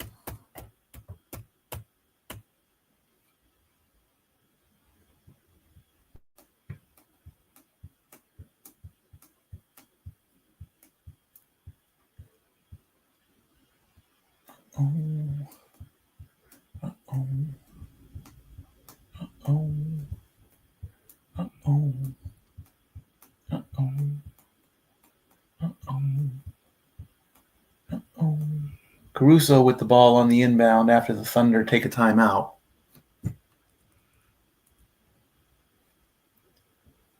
Caruso still with it. Gets a bit of a screen and a pass to SGA. Goes behind the back, driving around, spinning, trying to shoot. Here's a Caruso for 3.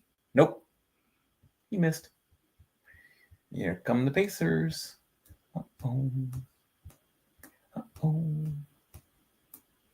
Pacers with the ball. Halliburton way behind the three-point line, bouncing around. Passes over to Nesmith in the and there's a recovery as Toppin dunks it home to make it 53-52.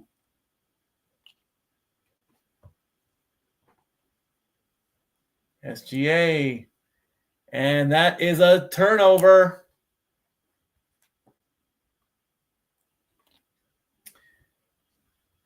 Halliburton back and forth with Toppin. Somebody fell down. And the ball was turned over. Looked like he ran out of bounds on that one. But he didn't. Williams has it. Williams behind the 3, driving in, lay it up and in. 55-52, Thunder lead.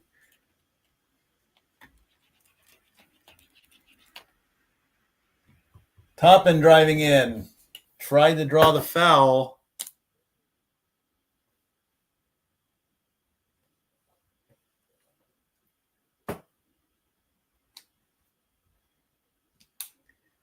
Dort did foul him, but it was not in the act of shooting.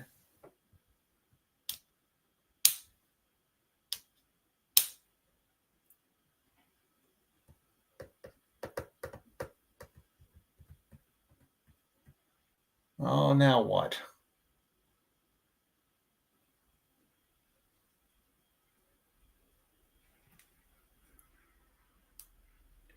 And we've got a coach's challenge here. Let's see what I'm looking at. Let me turn my sound real quick here. Let me turn down my microphone. Let's see what's going on.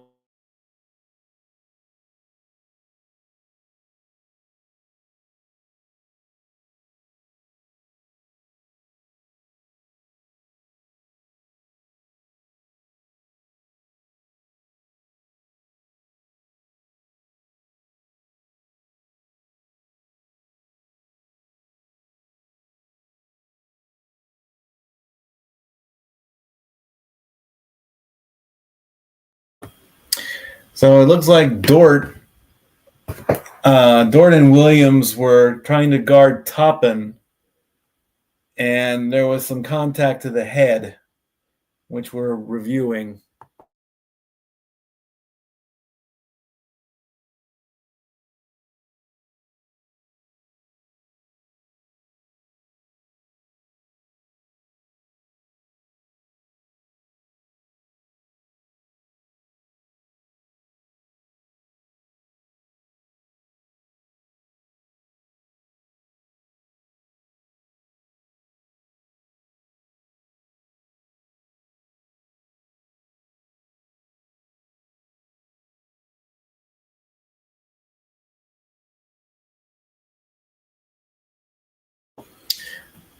Yep. Oh, are we getting the... Oh, hold on.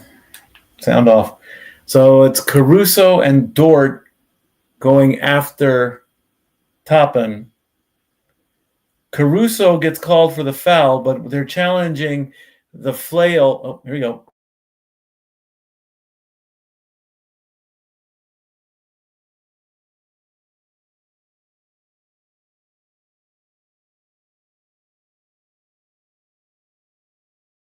All right, place is changed so that Caruso will get a foul. Dort gets hit with a technical. So Toppin's going to shoot 2, and the Pacers are going to get the ball back. So Toppin to the line. So it's just like that flagrant foul before. First shot is up and in. That gives the Pacers 53 points.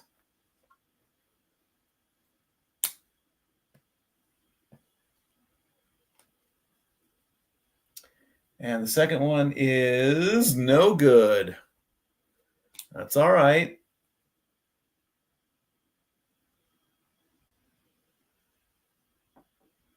Halliburton, of course, is mic'd up for the game. So Toppin misses the second one, but the Pacers get the ball back.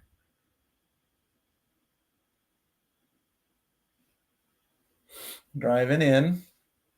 Still driving. Fade back shot, and we are tied at 55. 90 seconds left to go in the half.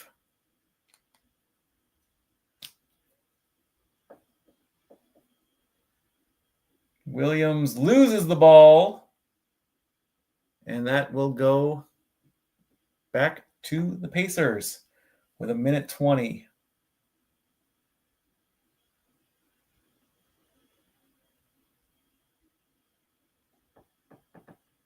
Driving in, spinning around, driving in more, lays it up, and with the reverse, and the Pacers have the lead, 57-55.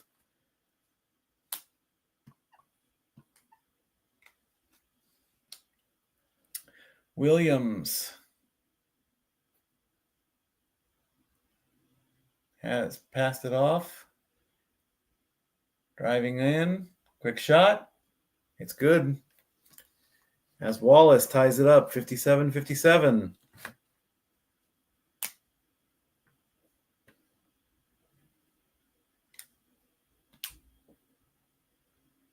$33 seconds left in the half. 10 on almost a steal. Driving in, and it goes 59-57. And he gets the foul. That was Halliburton making the shot. Halliburton drives, gets the layup. It goes in. And he's trying to complete the three-point play.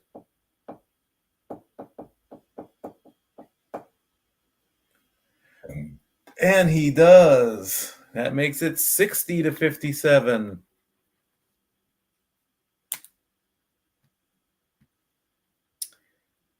Thunder with 25 seconds left in the half.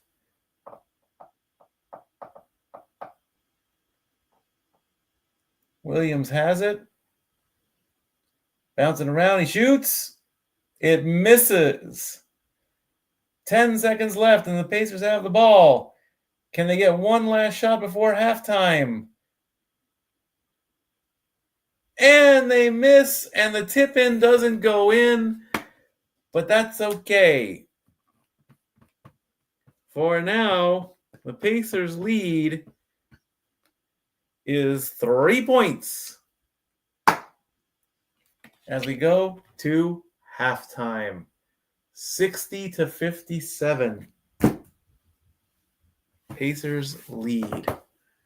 We'll take a look at the halftime stats when we come back. Taking a little break as well before we go into the stats. And now for a taste of things to come.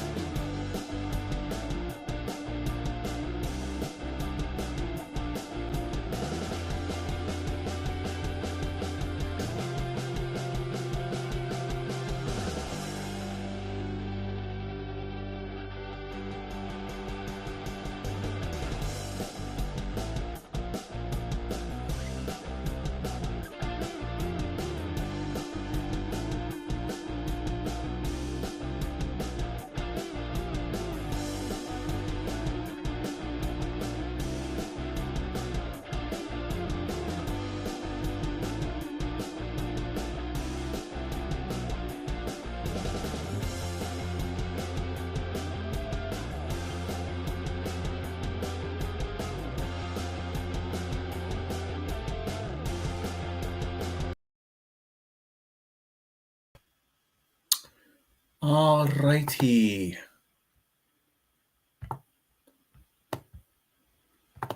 Let's take a look at the stats at halftime.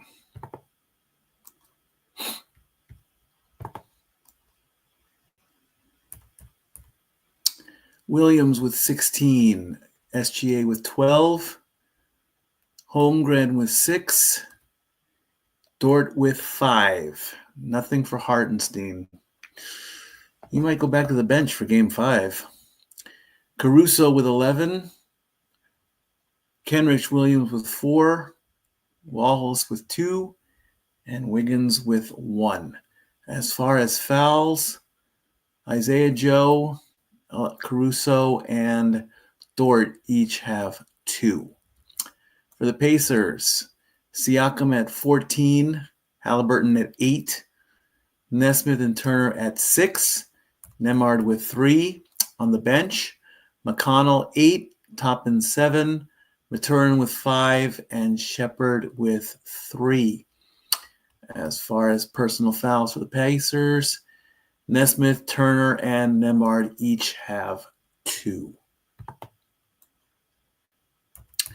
As far as team stats, the Thunder are shooting 46.5%, and the Pacers are at 47.7%. 3-point line, Thunder have only shot 1 out of 10. Pacers are 7 out of 19. Thunder's only missed 1 free throw. Pacers have missed 2. 8 turnovers for the Thunder, 9 for the Pacers. Biggest lead is 9 for the Pacers and 6 for the Thunder. And with the score being the Pacers up by 3 at halftime, the Pacers have a 59.1% chance of winning. It is now 10 o'clock on the East Coast. Looks like the storm has passed. As I finish my Pepsi.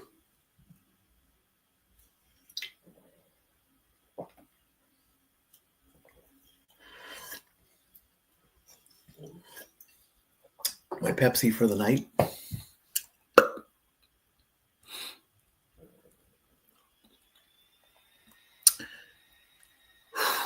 Boy, when there's a thunderstorm, the room gets hot real fast. I have to go turn down the air conditioning a little bit here. Oh, one more text.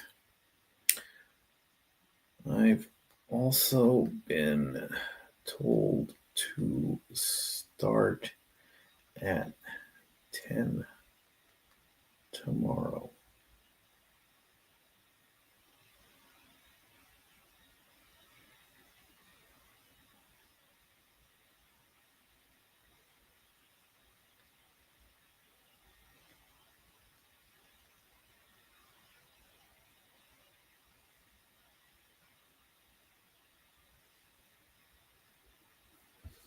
All right, let's take a look and see what's happening in baseball. It is baseball season. Earlier today,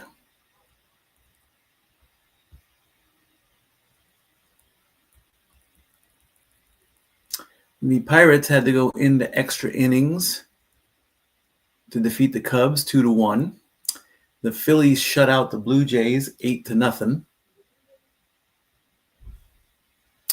The Marlins and the Nationals are in a rain delay, unless maybe that the storm is so big that it's hitting Washington, D.C. The Angels and the Orioles are in a rain delay. They're in the bottom of the 5th. Orioles are up 2-0. Marlins and Nationals are in the bottom of the 4th right now. The Tigers are about to finish off the Reds. They're up 11-2 in the top of the 9th.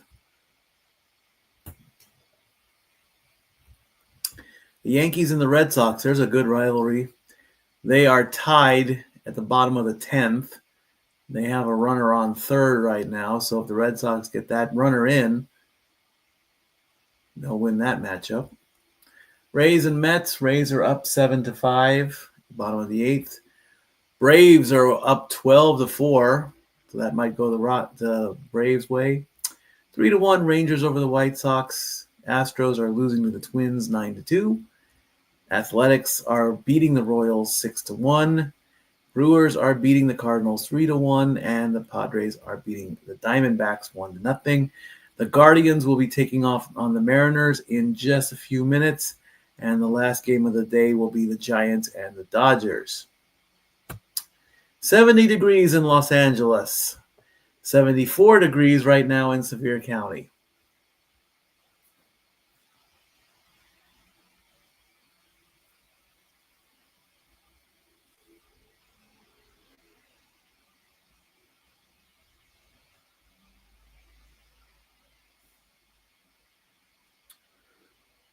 All right. Let's see what's going on Twitter.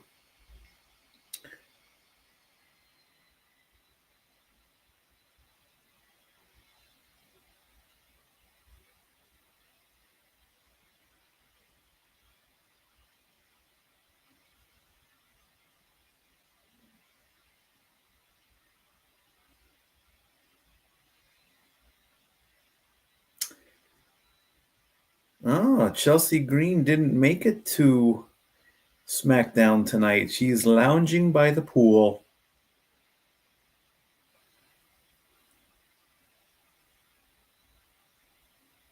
Looking beautiful with flowers in her hair.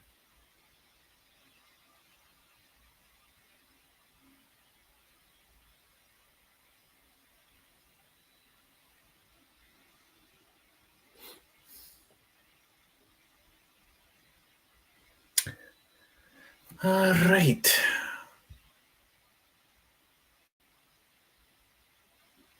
So we'll see what else is going on. What's going on? What's going on? What's going on? What's going on? I don't know what's going on. What's going on?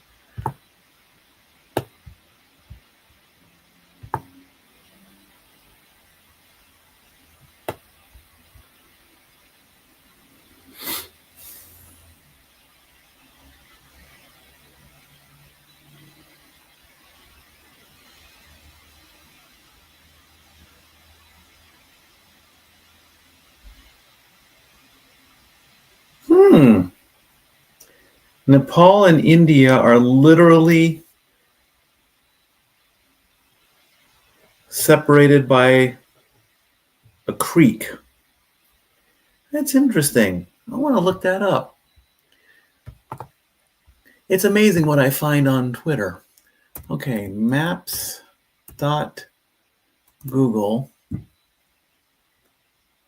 Yeah, let's look up India.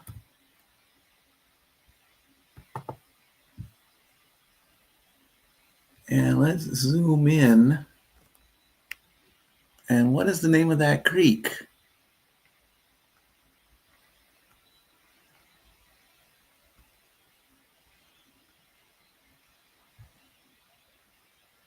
This is fascinating stuff here.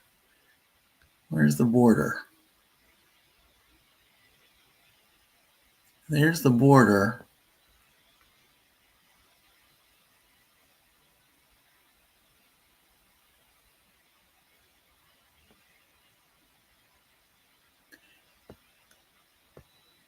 The Kali Gandaki River separates Nepal and India.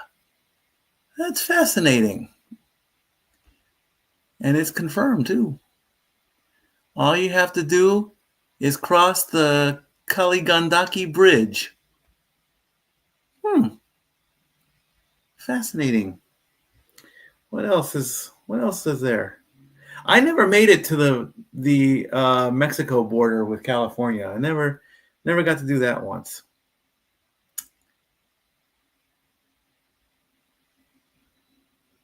The border between the United States and Canada is fascinating, not because of its size, but because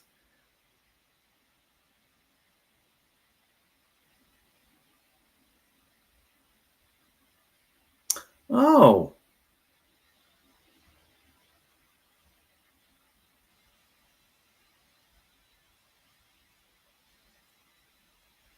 interesting.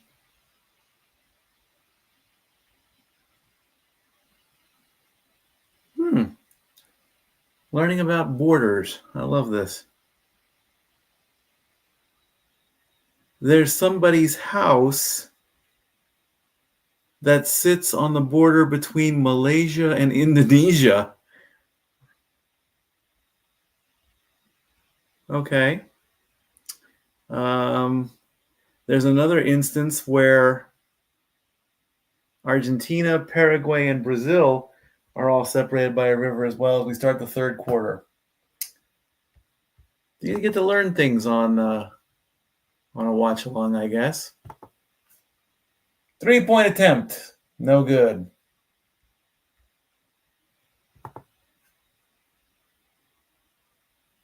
Who shot that? I don't know. Let's find out. I get distracted. What can I say? Who shot that 3-pointer? Nesmith. He missed. And Williams lost the ball, and Holmgren is fouled by Siakam. So Siakam's going to go to the line.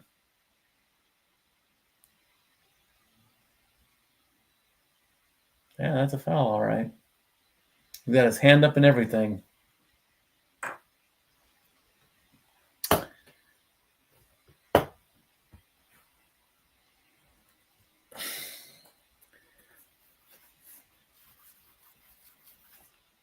First shot is good. And that makes the score 61-57. Where is my marker?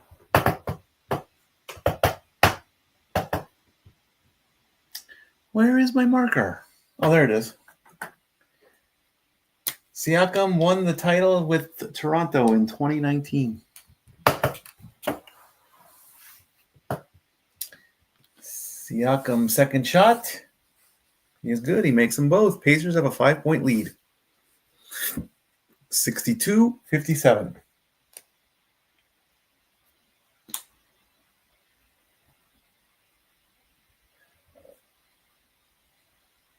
All right, Williams with the ball. Bouncing all over the place. Dribbling. Passes off to SGA. Steps up and goes over to Holmgren, who misses, who gets his own Hartenstein, excuse me. Driving in, goes over the top. And Nesmith is charged with a foul as Williams makes the shot and gets the and one and draws the foul. Williams went way over the top. I would almost call that charge. How do you call that not charging? He charged right through him.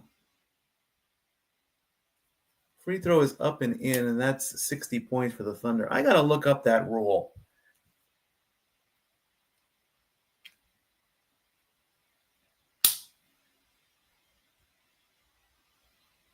That looked more like an offensive foul than a shooting foul with an and one. 3-point attempt. Nope.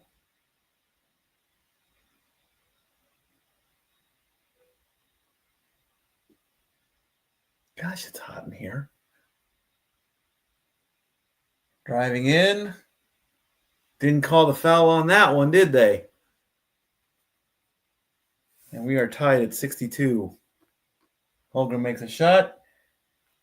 Pacers answer back. 64-62.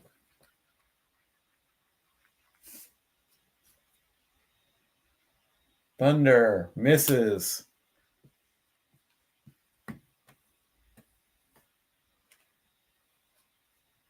Pacers for 3.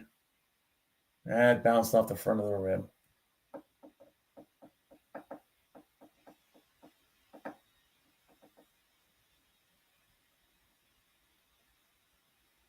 Williams over to SGA.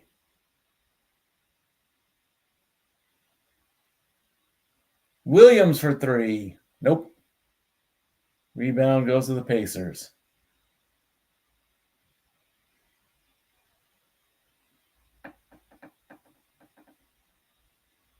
Driving in. That better be a foul. Hartenstein fouls Turner. Hartenstein trying to call traveling. Come on. Really? Are you serious?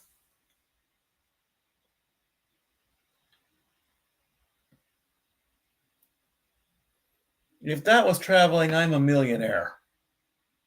First shot up and in. Pacers up by 3. 65-62. Traveling my ass. And I'll say that. That was not traveling.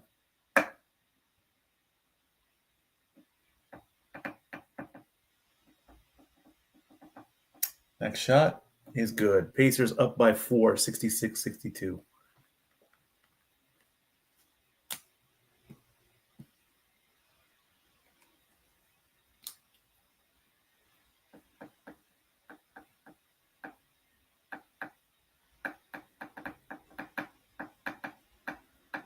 First, and that's up and no good, and the tip-in is no good, and the Pacers get the ball on the rebound. Driving in with the layup, and it doesn't drop.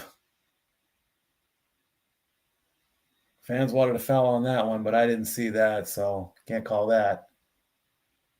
Basket will not count. And Nemard gets called for a personal. Let's see this one. What? SGA bumped into him.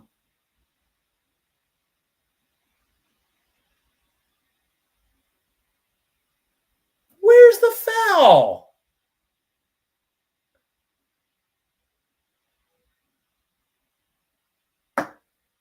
Are the refs blind or something?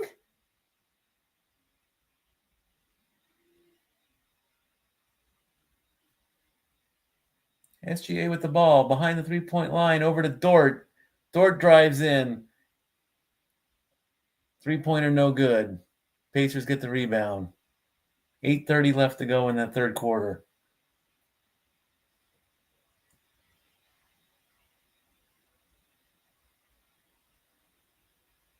Caruso with some defense. Caruso gets called. Siakam getting in Caruso's face.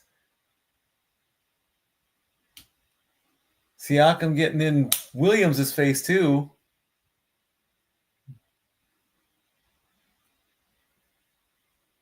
He's putting his hands up like nothing happened, but there was contact, so.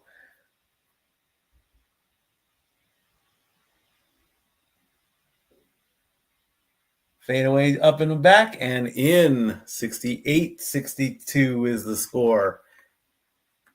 That might be a run, I think. I don't know. I think we're on a bit of a run here. As Turner makes that last shot. SGA answers back, cuts the lead down to 4. 68-64.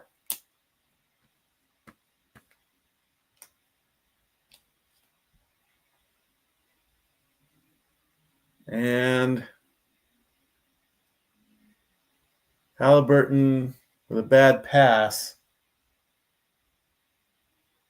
This is the last shot that SGA made, which was good. Halliburton inbounding. And that's a steal. That's a turnover. Thunder with the ball. Pacers are in the bonus, so fouls will go to the line. Up, layup, and that's a block shot. That's well done. Driving in, out to 3. Three-pointer is good. That will maybe cause the Thunder are calling a timeout as the Pacers hit 71 on a three-pointer by Pascal Siakam. Well done, Siakam. All right, let me look up this offensive foul NBA. Let's see what I can find on that.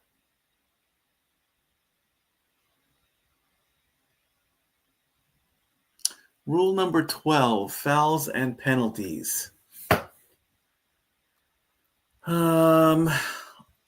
Offensive fouls.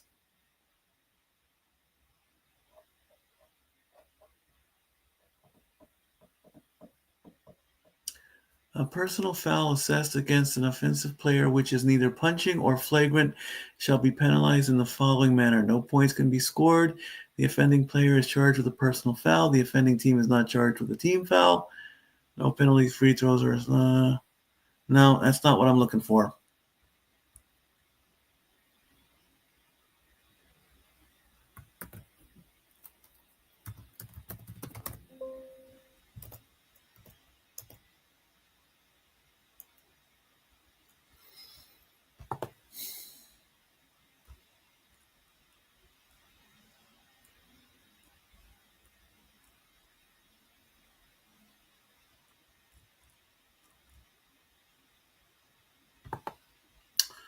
Offensive foul in basketball.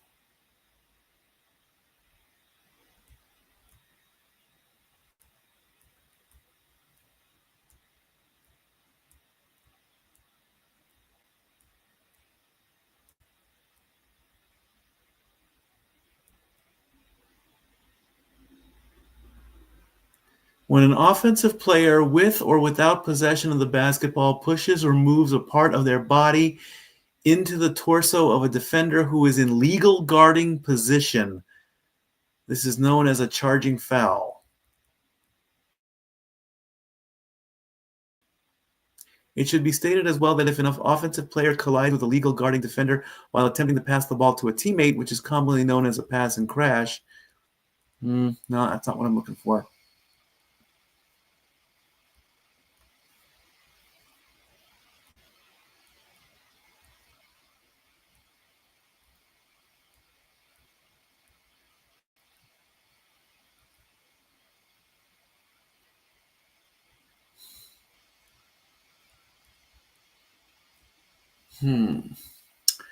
Well, I don't know. I saw him plow through him, and he was, it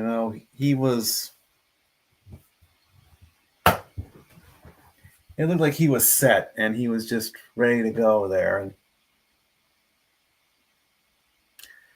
I don't know. Happy Gilmore 2. Look at that. Coming to Netflix in July. Pacers with a 7-goal lead. A 7-point lead as we come back from the timeout. SGA, 38 points in game 1, 34 points in game 2, 24 points in game 3, only 14 tonight. Pacers are on a 9-2 run since 10:27 in the third quarter.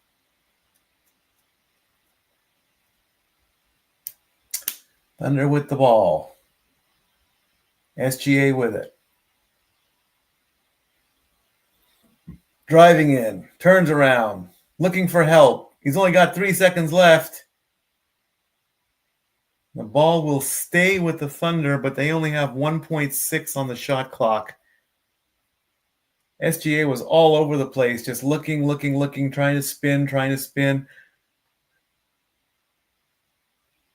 Caruso has to put it up, but he doesn't, and that's a 24-second shot clock violation, giving the ball back to the Thunder.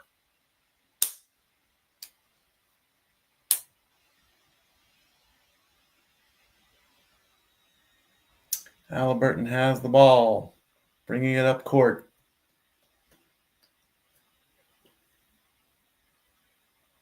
And that's a quick steal by SGA, and he's going to drive in for an easy bucket, making it 71-66.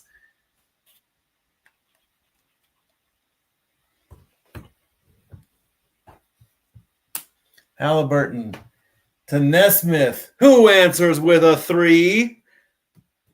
Pacers up by 8.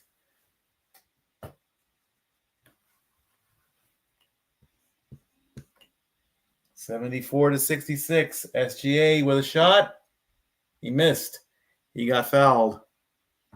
He will go to the line. Turner fouls him. Master Turner. I like saying that. I like Miles Turner. Reminds me of Will Turner.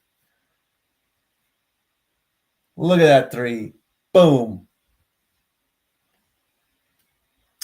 SGA to the line with 6:09 left to go.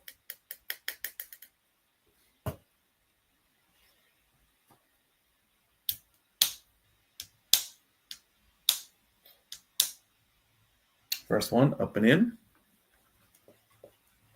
67 points for the Thunder.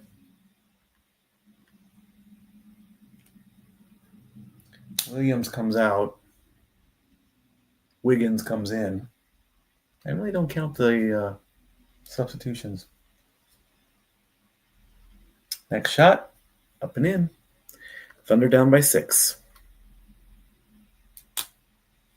With about 6 minutes left to go. Pacers slowing the pace down a little bit. 6 minutes to go.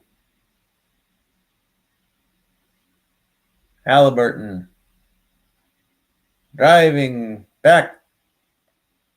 Halliburton has it again. He's got 3 seconds to put something up with a very long three. And the ball that did not hit the rim. That's okay. No need to panic.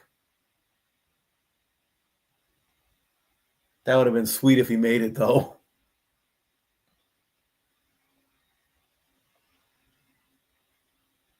Caruso with the ball.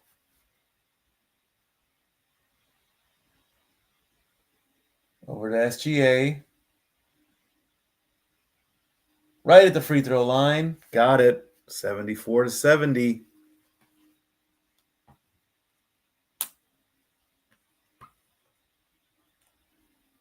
Halliburton driving in, and Shepard gets called for an offensive foul. Really? Oh my God, there are the 2 guys from Dumb and Dumber.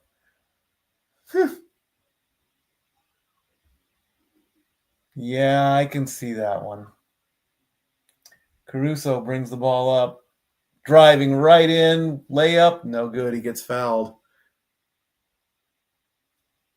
Toppin fouled him.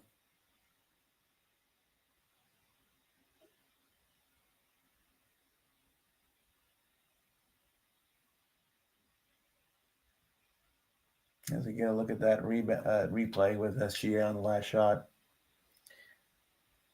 74-70, both teams in the bonus.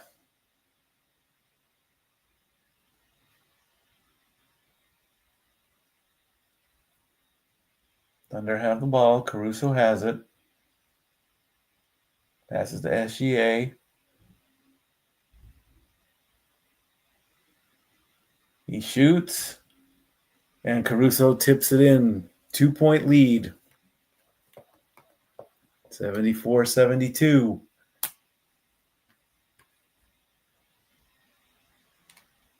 Pacers have it. Deep in the 3-point in the back. Almost lost the ball. Toppin got the 3. And that makes it 77-72. Caruso. Up over, layup, no good. Pacers with it. Halliburton has it. Sends it over. And another 3 from Toppin. Back-to-back 3s. Force the Thunder to call timeout as the Pacers hit 80 points with 4 minutes and 11 seconds left. Thunder are possibly falling apart here. We will take a quick break. And now for a taste of things to come.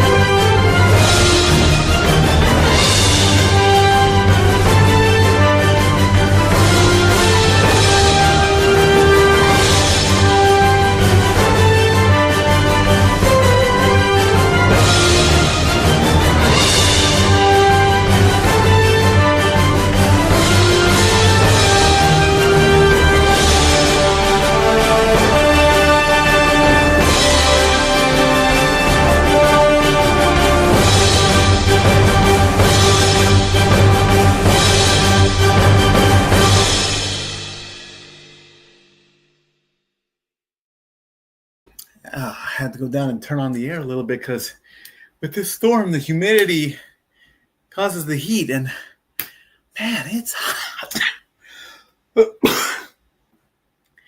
And usually I'm the one that's like, turn down the air conditioning. It's too cold. We're running electricity.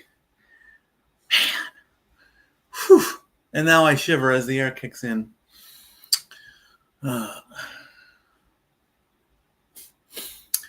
Never fails. Never fails.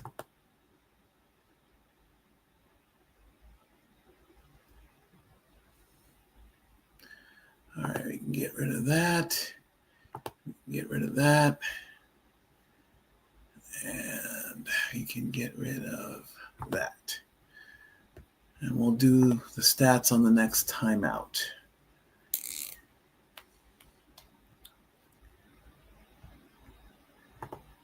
Have the Thunder even led this game?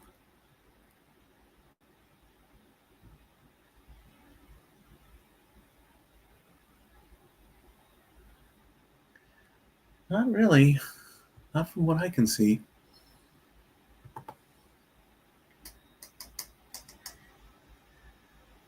Obi Toppin. Toppins. We'll call him Toppins. I'd call him Toppins. He loves that spot in the corner. Boom.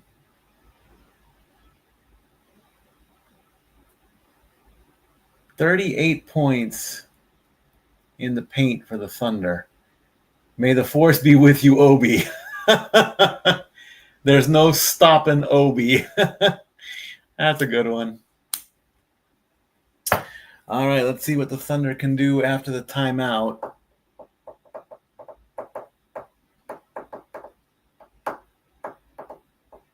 $13 points for Toppin. We'll do the stats on the next timeout or at the end of the third. A inbound. Caruso with it.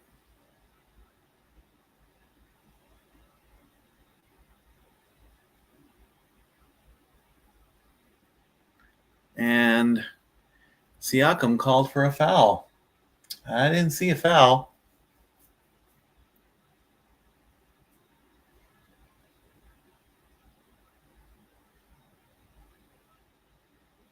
Caruso to the line. Got that look like, what did I do? I didn't do it. First shot, Caruso misses.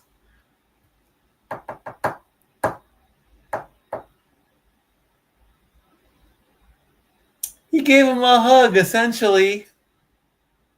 That's a foul? Seriously?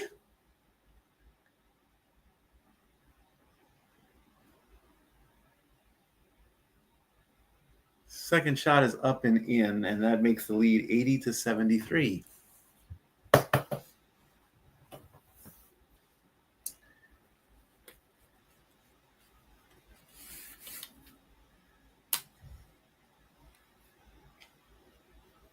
Halliburton gets the ball. He's deep with 5 on the shot clock. He's driving. Lays it up and in. 82-79. 9-point Pacer lead with 3:30 left to go.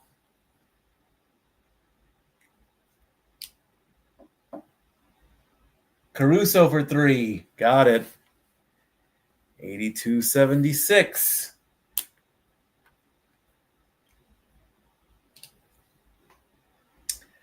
Pacers driving in. It's McConnell with the ball. Turns, spins, and the ball doesn't drop.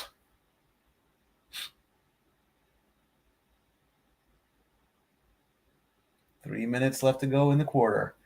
Williams with it. Williams with it again behind the three-point line. Driving, spinning, turns around, shoots. Nope. Ball bounced. What? Dort gets called for a loose ball foul. I don't see why. The Pacers had possession of it.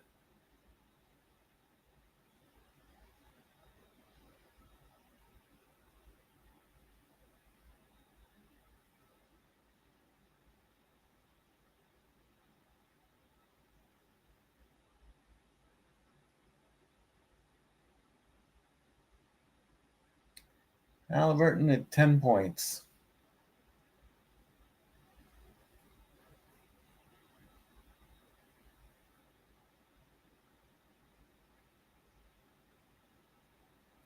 And Maturin is at the line.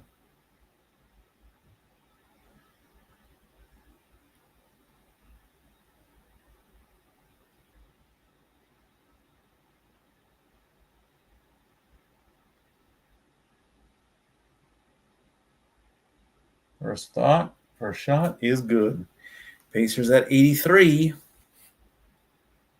Again, game 5 is Monday night. So if the game stays the same, it is. The trophy will be in Oklahoma City, and we could put an end to all this.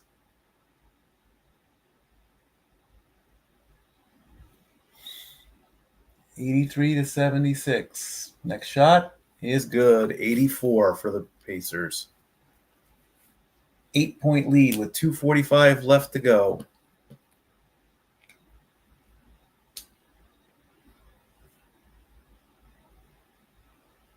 SGA to Williams. Williams has it again. He's at the top of the three-point line, and he gets blocked. And they had to do a quick three as the shot clock was winding down. Toppin said, nope. That was Williams versus Toppin. Williams is like, nope, that's all ball.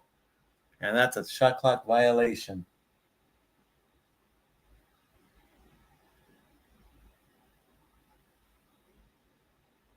Almost a steal, almost a backcourt.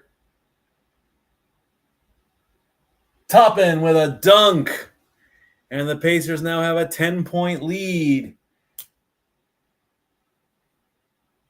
Largest lead of the series for the Pacers at 10. 2 minutes left to go. And that's a backcourt violation. All right, 8-second turnover, whatever. Reggie Miller is pleased. Look at that dunk by Toppin.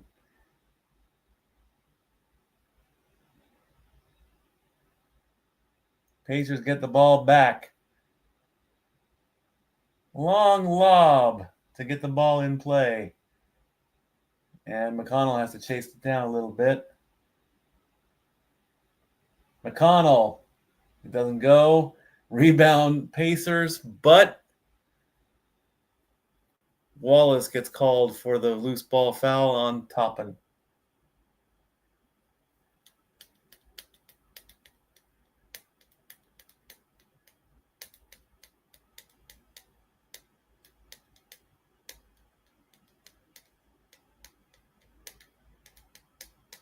First shot, he missed. Okay, he missed. That's okay.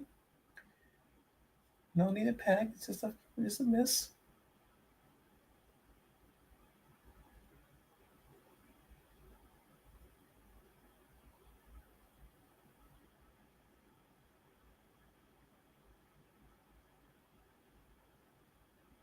Next. He missed them both. Interesting. Okay. SGA driving in. Nope. Ball goes back to the Pacers. 90 seconds left to go in the third quarter. McConnell. Over to Nesmith. Over to... Who is that? I have no idea who that is. Either way, they shoot. Nope. Doesn't drop. 1:15 left. I said, who is that? SGA with the ball. See, I don't watch enough basketball until the finals. SGA with a shot. It doesn't drop. 1 minute left to go.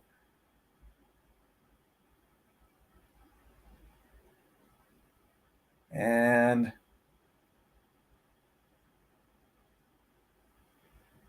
Pacers are just slowing things down.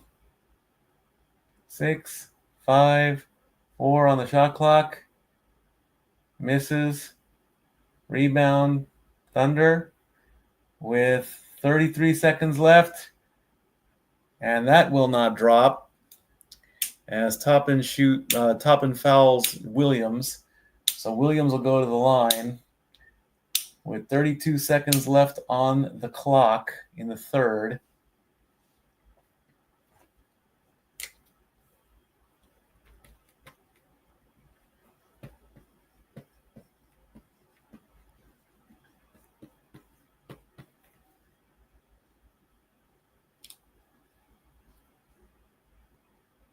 And the first free throw is up and in. That makes it 86-77.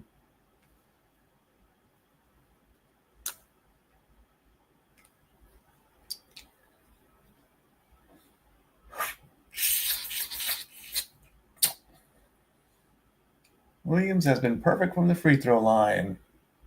11 out of 11. 86-78 is the score. And the Pacers just going to play it safe, or what are they going to do? There's an 8-second difference between the shot clock and the game clock. Pacers drive it in. And Siakam will go to the free throw line as Williams fouls him with 19.4 seconds left.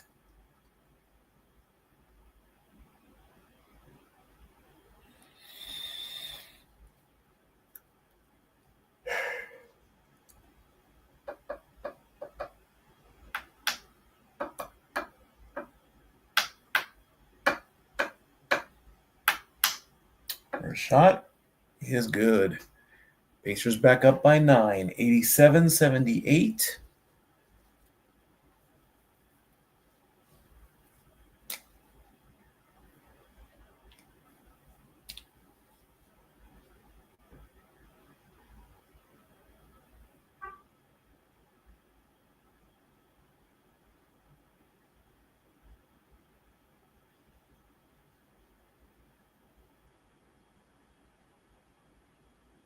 And second shot is no good. Thunder have the last possession.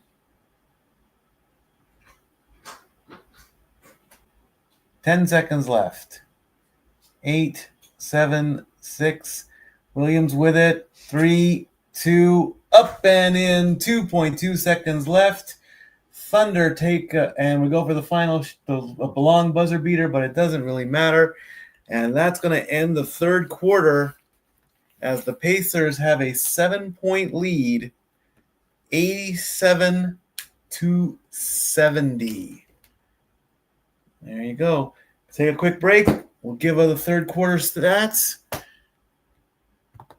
And when we come back, the fourth quarter starts. And now for a taste of things to come.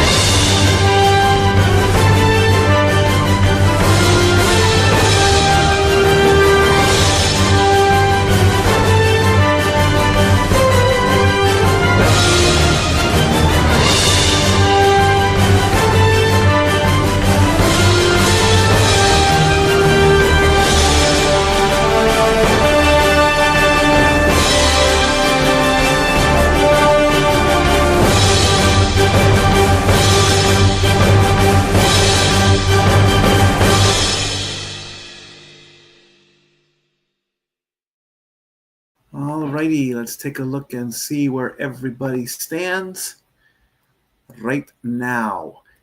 Jalen Williams at 23 points. SGA at 20. Holmgren at 8. And Dort at 5. Hartenson still hasn't scored any points, and he started off.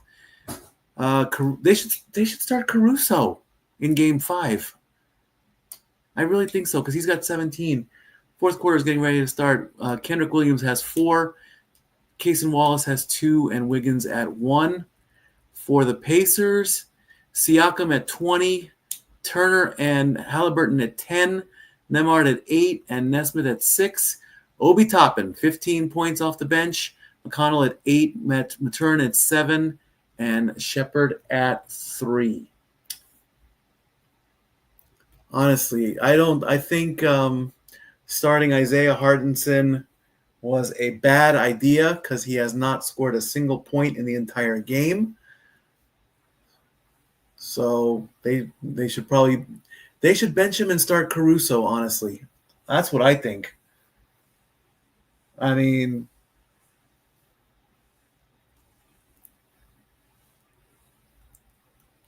I'm not saying that the Pacers are going to fall apart, but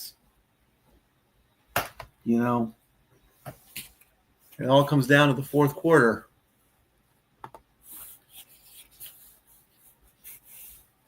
And I don't want to jinx it.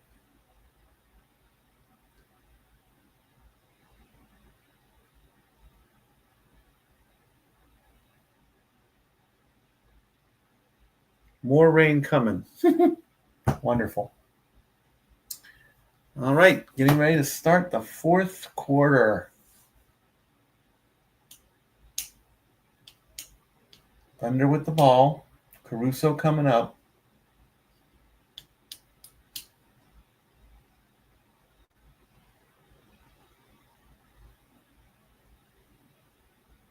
Caruso has it again. 5 seconds on the shot clock, Caruso. Do something. He did. He got a 2-pointer. He heard me all the way in Indianapolis. 87-82.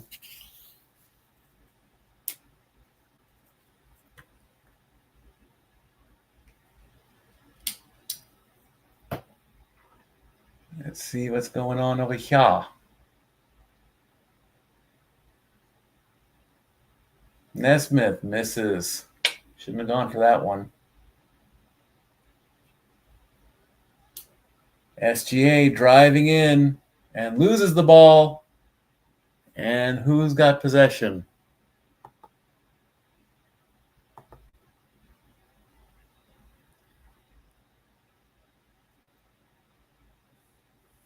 Thunder. Oh, that's a bad pass. Quick layup up and in. 89-82. Well done, Toppin, with the dunk. I think that puts him at 17.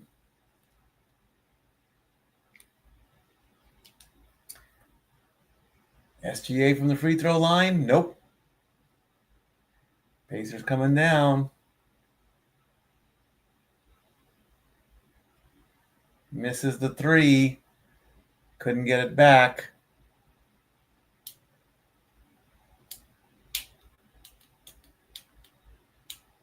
And SGA called for a loose ball foul.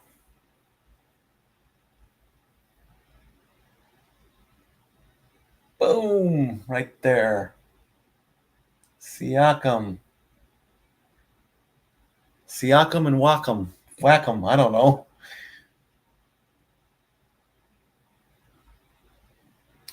Siakam Smack'em? I don't know. Siakam Smackdown? I don't know. Pacers with the ball. McConnell driving in. Nesmith. Back to McConnell. Over to Siakam. Siakam for 3. Nope. And it'll go Pacer ball.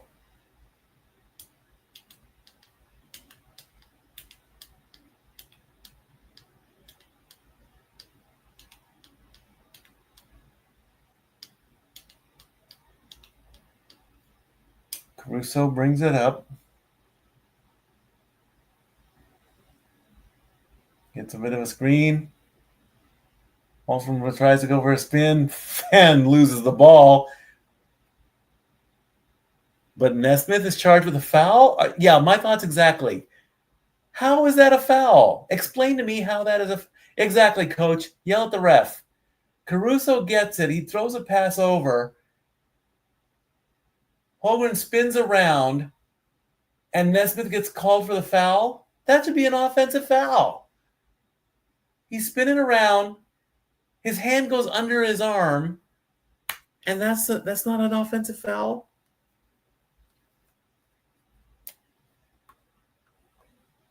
First free throw from Holmgren is good. He's shooting 2, 89-83.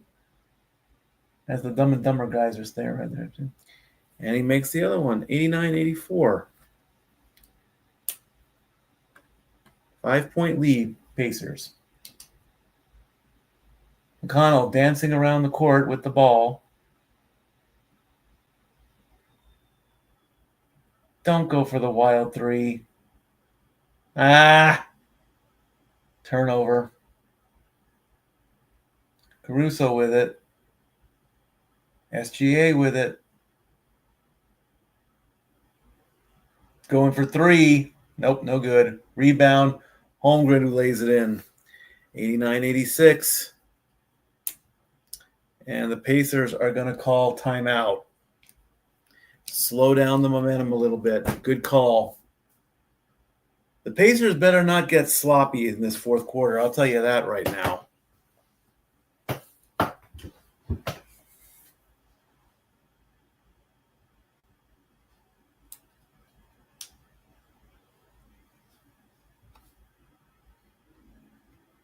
Let's take a look at the team stats right now as we're on a timeout.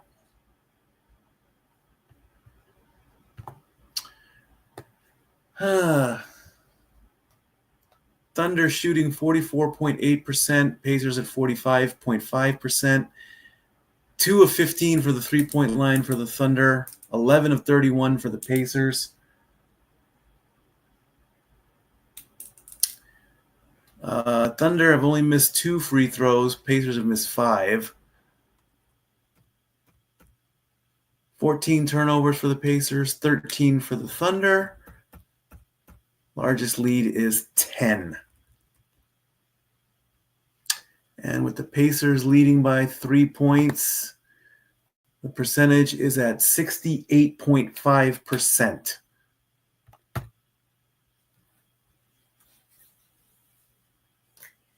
With 9:28 left to go.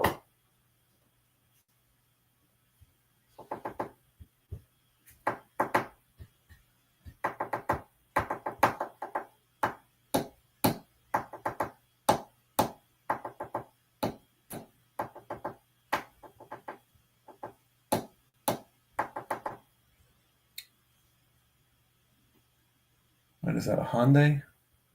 A Hyundai Ioniq 9. Oh, that's a nice car.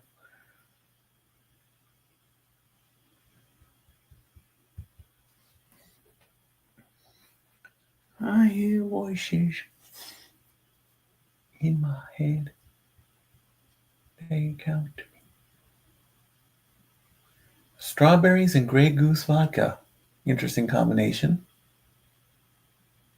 Oh.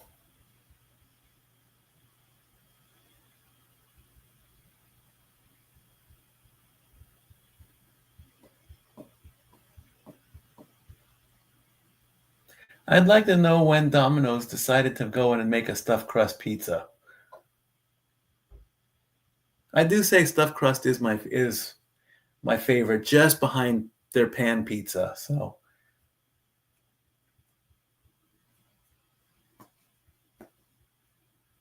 I mean, Pizza Hut's had the stuffed crust pizza for quite some time.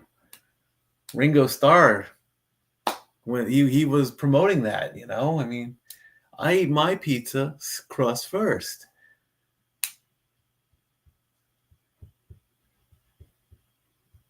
I don't think Little Caesars has a stuffed crust.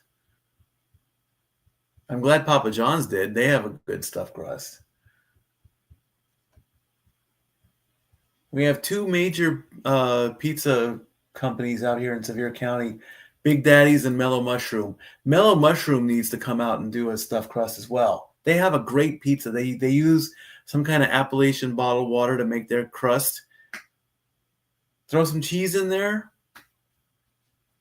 It'll make it extremely, and they could charge like $35 for a large pizza because we're a tourist town.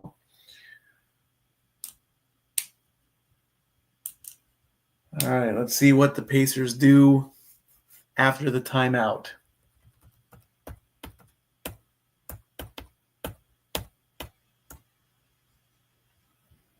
For three. Nope, only hit the front of the rim. And SGA called for a loose ball foul. I didn't see that happening. They're locked up, but every little thing is a foul these days. You could flick somebody and that's a foul. Halliburton with a pass. Shot. Nope, it doesn't go. Here comes Caruso running up the court, taking it out, dishing behind the three-point line. Almost a steal. SGA driving in, passes, ball going all over the place, but nothing's been called. 5 seconds left. SGA with a wild shot. It hits the rim, and Holmgren makes the dunk to make it 89-88.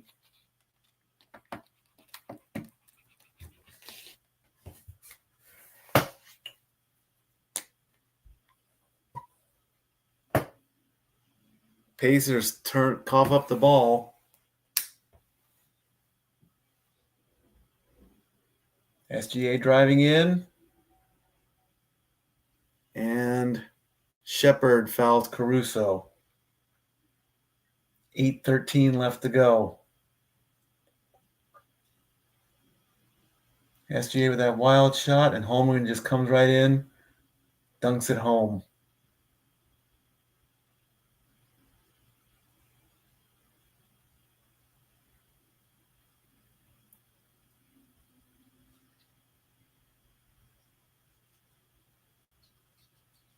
Caruso at the line. First shot. Swish. That ties the game at 89. Again, Game 5 is on Monday.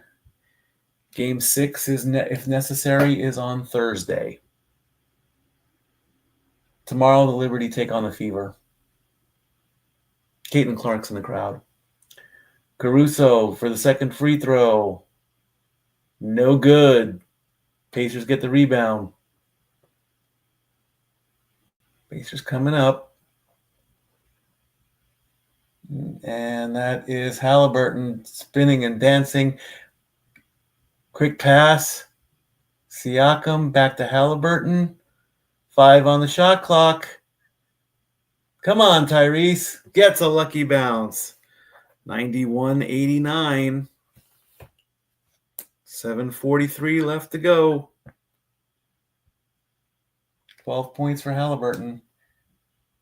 And Holmgren falls down, gets right back up and gets the ball. SGA with it, almost a steal. Draws the foul.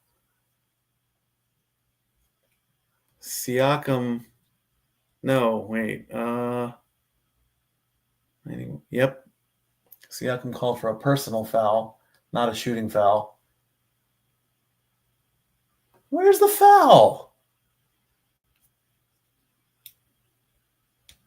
Holmgren is kind of limping off the court a little bit. He did hit the floor hard. Caruso will inbound. Williams driving up and in, and we're tied at 91.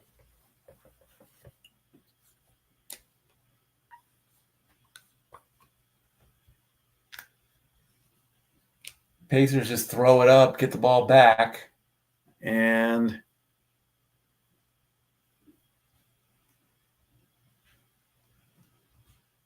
SGA gets a foul.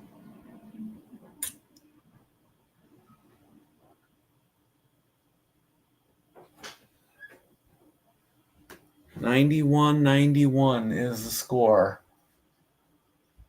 Yeah, he went down and grabbed his calf.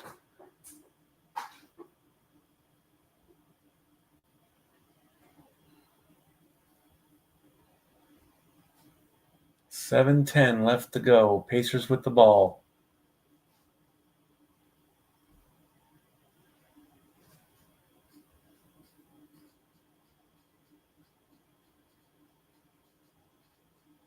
Nembhard driving in the paint, flies back, got it. Pacers take the lead, 93-91, 6:53 left to go.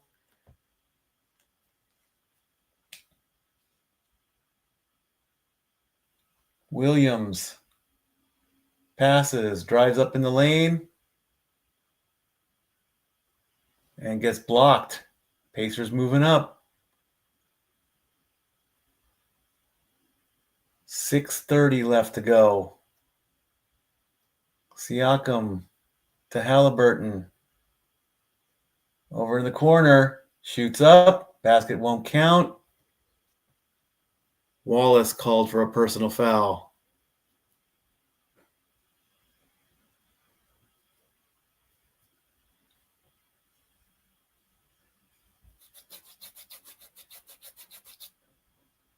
Nembhard with a nice fadeaway to take the lead on that last shot. SGA is back in the game.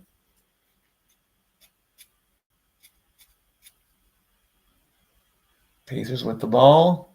Long inbound pass. 6:20 left to go. Driving in. Misses. And Cason Wallace gets called for a loose ball foul. And that's going to send Turner to the line. Pacers are in the bonus.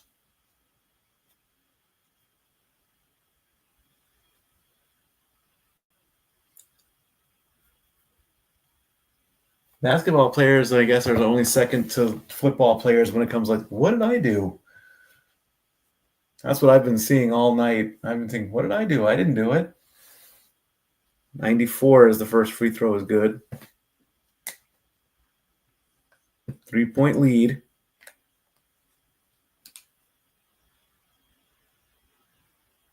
Looks like Holmgren's coming back into the game. Yep. He's going in for Wallace. Seems to be okay after landing weird on his calf or on his shin, one of the two.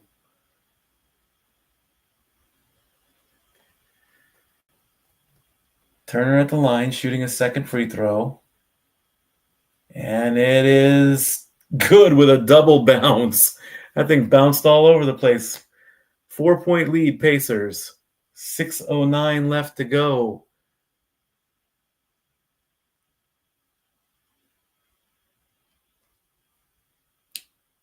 And Turner gets called for a foul? With what?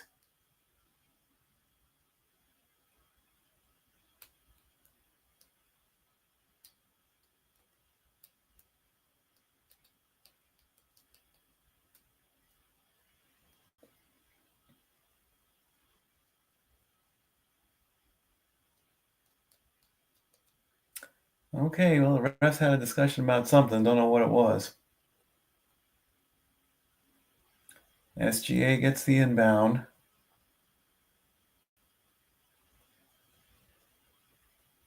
And 6 minutes left to go in the game. SGA drives. Hartenson gets the shot and drives it in. Makes it 95-93. Pacers have it. Passing around, wanting to get somebody open for a three, but Halliburton lays it up. It doesn't drop.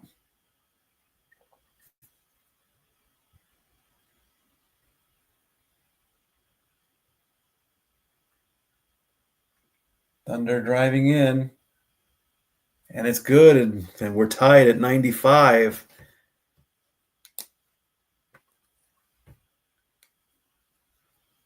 Halliburton. Looking around. Lays it up. Got it. 97-95. Pacers have the lead with 4:55 left to go.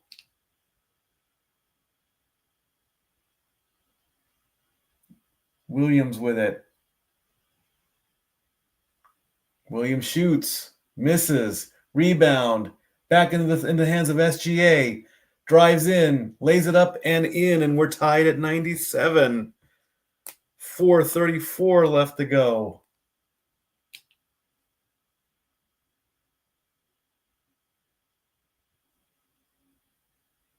Halliburton. Driving in, shot, foul. Holmgren fouls Halliburton. Halliburton will go to the line. Both teams are in the bonus. 4:19 left to go in regulation. Halliburton drives in, draws the foul, takes the shot. He'll shoot two.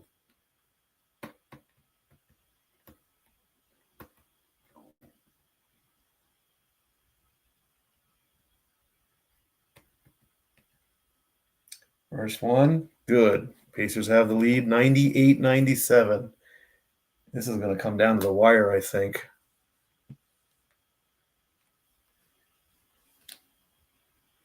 Didn't even attempt a single free throw in the first three games.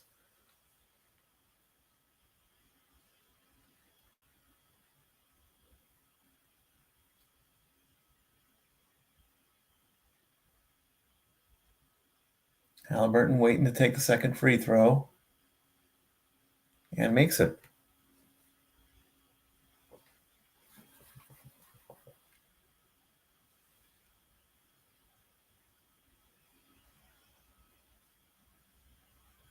What's the complaint now?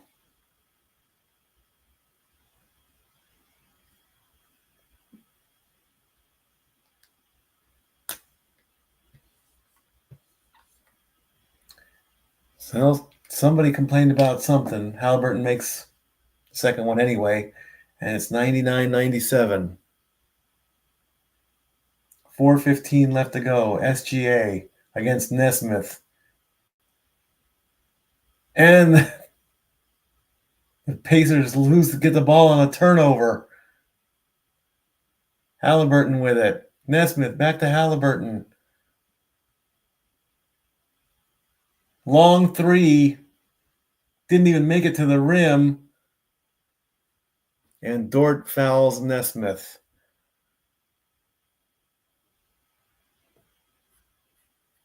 SGA blocked that long three-pointer. Did you get a piece of it? Let's see. Yeah, right on the fingertips.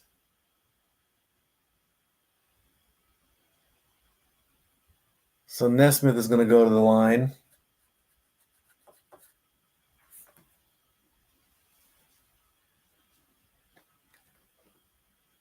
First shot, Nesmith, and that puts the Pacers at 100. 3-point game. 3:52 left to go. And Thunder are going to call timeout before the second free throw. So that gives us time to take a look and see where everybody's at right now. Jalen Williams at 27, SGA with 22, Holmgren with 14, Dort with 5, and Hartenson finally gets points. Again, I still say that was a big mistake to start him. They should have kept him on the bench. I really do. Caruso scored 20. I mean, why you're not putting Caruso in, I have no idea. Kendrick Williams at 4, and Cason Wallace with 2. Aaron Wiggins with 1. SGA, Dort, and Wallace are all playing with 4 fouls.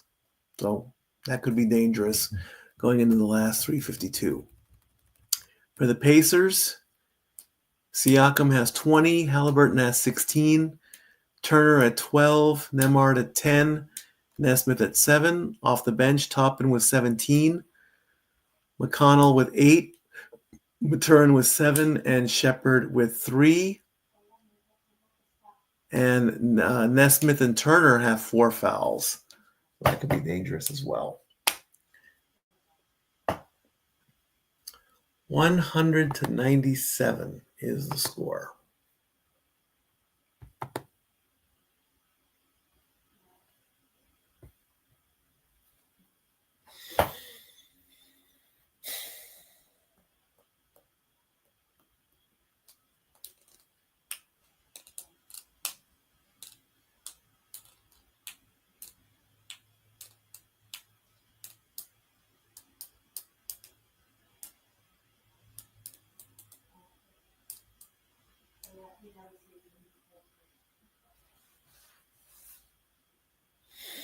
As we get the commercials.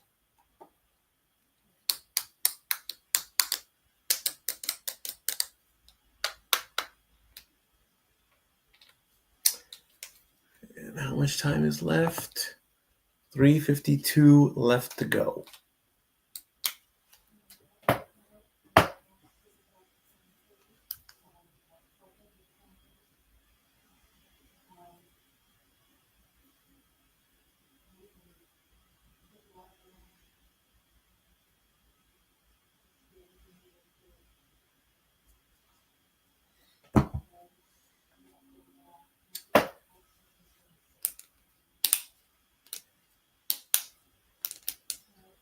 All the Pacers of the past taking a picture.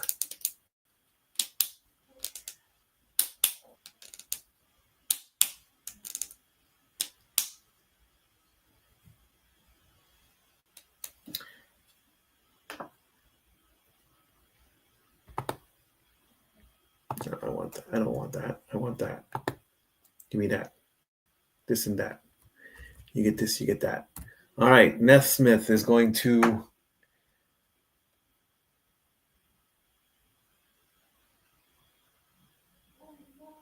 SGA is almost at the same level where he was at game 3.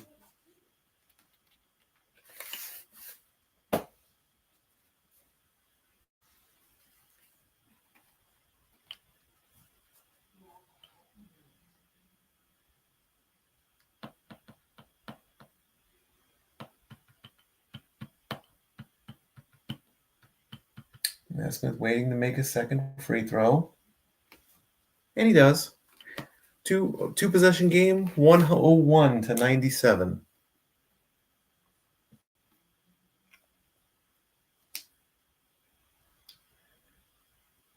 Williams behind the 3-point line.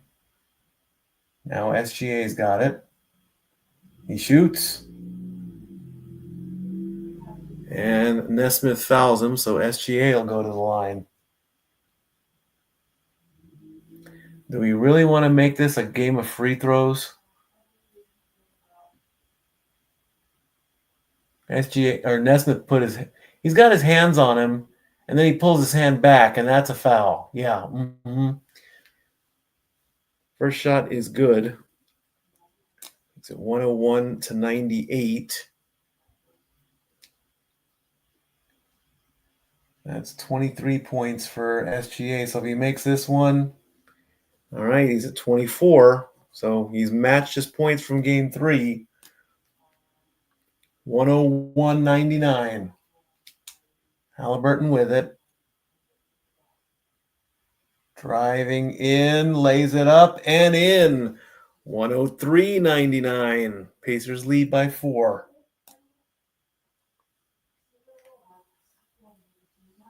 $18 points for Halliburton right now.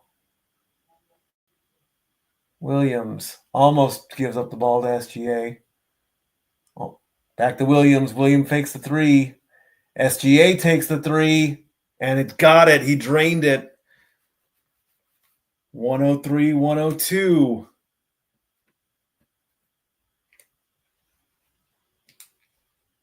Nesmith against Caruso. Gets a screen. No foul called there. SGA with the ball. SGA driving it. And he got it. Thunder have the lead by 1. Pacers are going to call timeout for that one. First lead for the Thunder, 104-103, 2:21 left to go. I almost saw offensive foul on that one.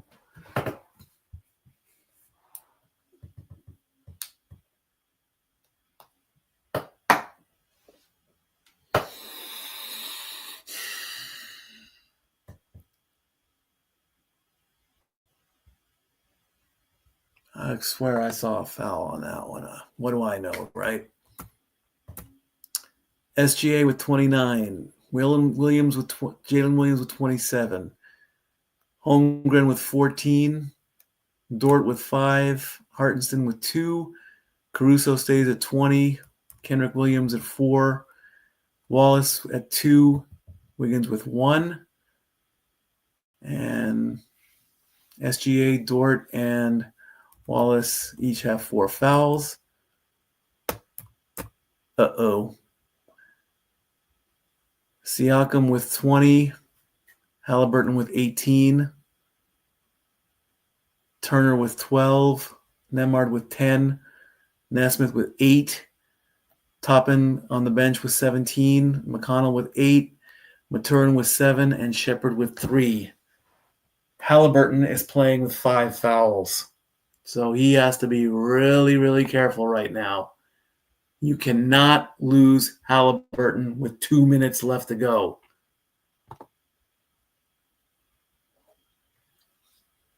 Pacers with the ball after the timeout. Don't go for the 3. Oh, no, that's a turnover. Dort with the steal.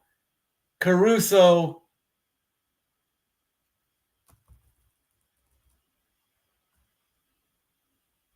Turner fouls Dort, and Dort will go to the free throw line. I saw a shove there.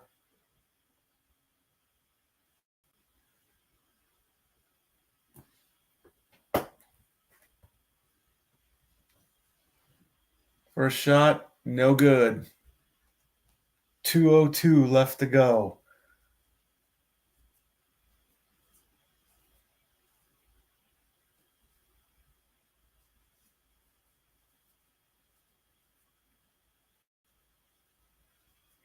Second shot is good. Thunder has a 2-point lead, 105-103.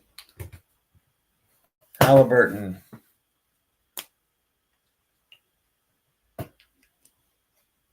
To Siakam, back to Halliburton.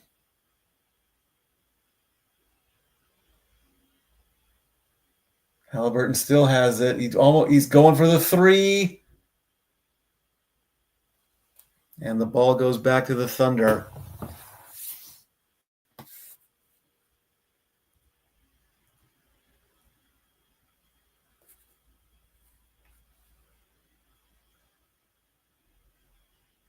Thunder have it. Remember, Halliburton's playing with 5 fouls. He has got to be careful here. Williams misses. Rebound, Halliburton. 1:26 to go in the game. Siakam over to Nembhard.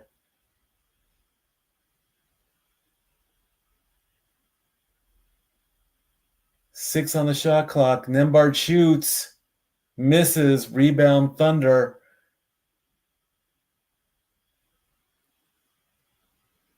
One minute left to go. Williams has it. Gets a screen from SGA. SGA drives in, spins around, shoots. That's an air ball, but a foul is called. And it's on Nesmith. SGA to the line. 44 seconds left.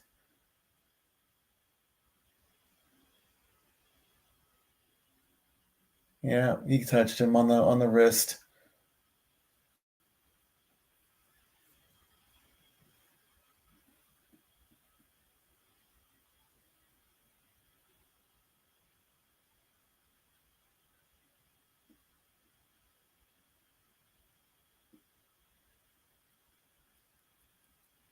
First shot is good. 106 to 103, Thunder lead.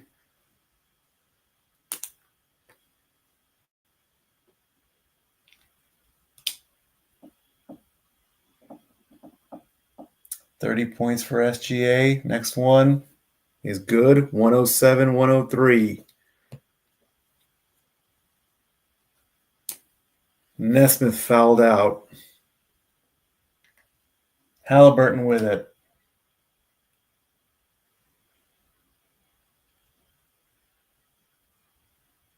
For three. No good. What's the call? Holmgren with a loose ball foul. 23.8 seconds left.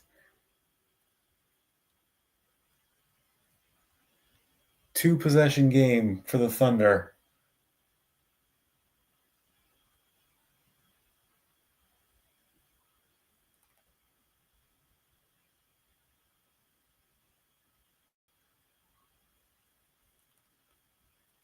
Maturin, first one. He missed.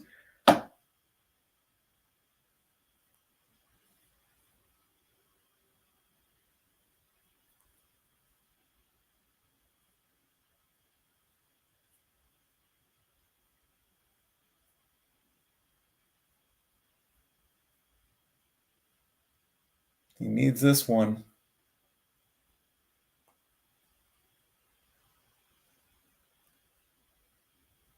Second one. He missed again. Thunder get the ball, and Thunder call timeout with 23.4 seconds left.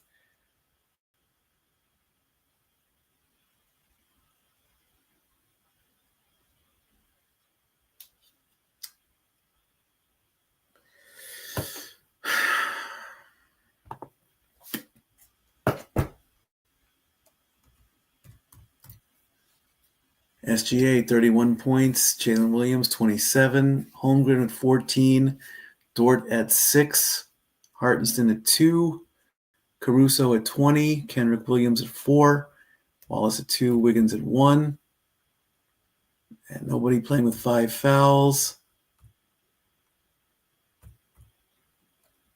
20 for Siakam, 18 for Halliburton, 12 for Turner, 10 for Nemard. Nesmith is out. He got his 6th foul, so he's fouled out. He's done. At 8, Toppin at 17 on the bench. McConnell with 8, Maturin with 7, and Shepard with 3.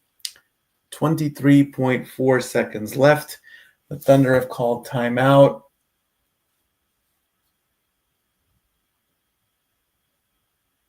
So let's see what they can do. They're probably going to foul.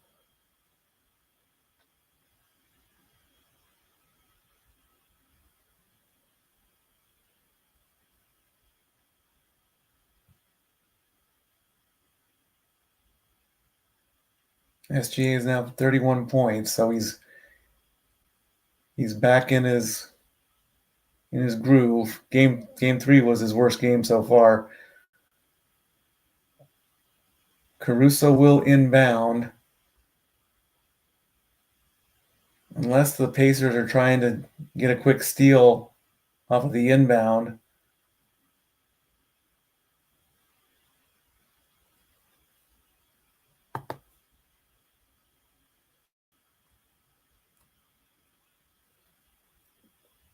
And Maturin is called for a foul away from the play. So that's going to put SGA to the line. Almost like a technical. That puts the Thunder up by 5 with 23.4 seconds left. 108, 103.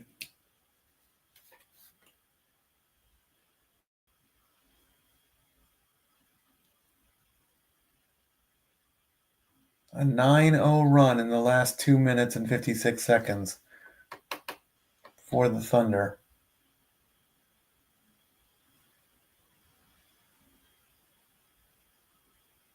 Caruso with the ball. Thunder get a hold of it, or Pacers get a hold of it. Williams hit the floor hard on that one. Williams gets called for the foul. Maturin's going to go to the line.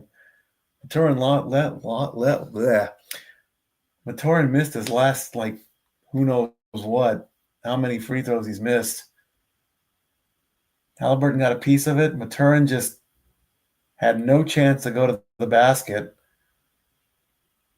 19.8 seconds left. Needs to make two. First one, no good. He missed again.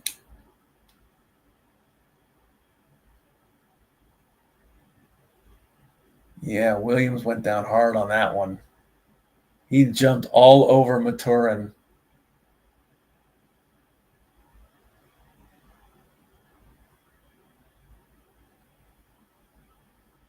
Maturin makes the second one. 4-point game. 19.8 left.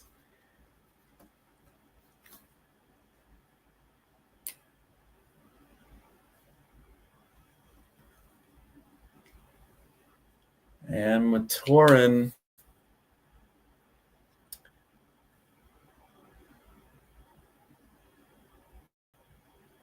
bumps into SGA and gets called for a foul. So that's going to put SGA to the line again. And he makes it. Puts the Thunder up by 5 again. With 19.1 seconds left. And the Thunder are going to retain possession. Caruso looking for a quick pass. And the Pacers tried to intercept, but ball went out of bounds.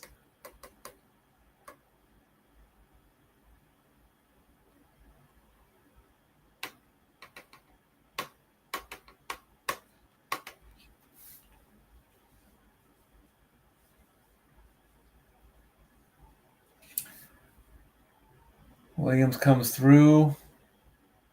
Dort back to SGA. And Nembhard fouls.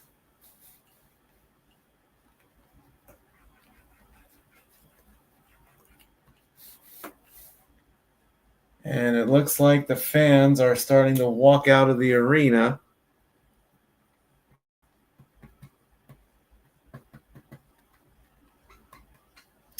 First shot up and in.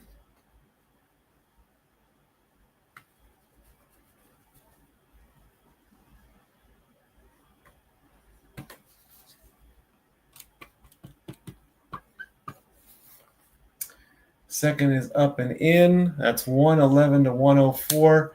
7 seconds left. Halliburton goes for a wild three and misses, and that's going to do it. The series is tied at 2 games apiece as the Thunder win by 7, 111 to 104. But let's face it, thanks to that stat that came up at the beginning of the game saying that the Thunder have only lost twice after a loss.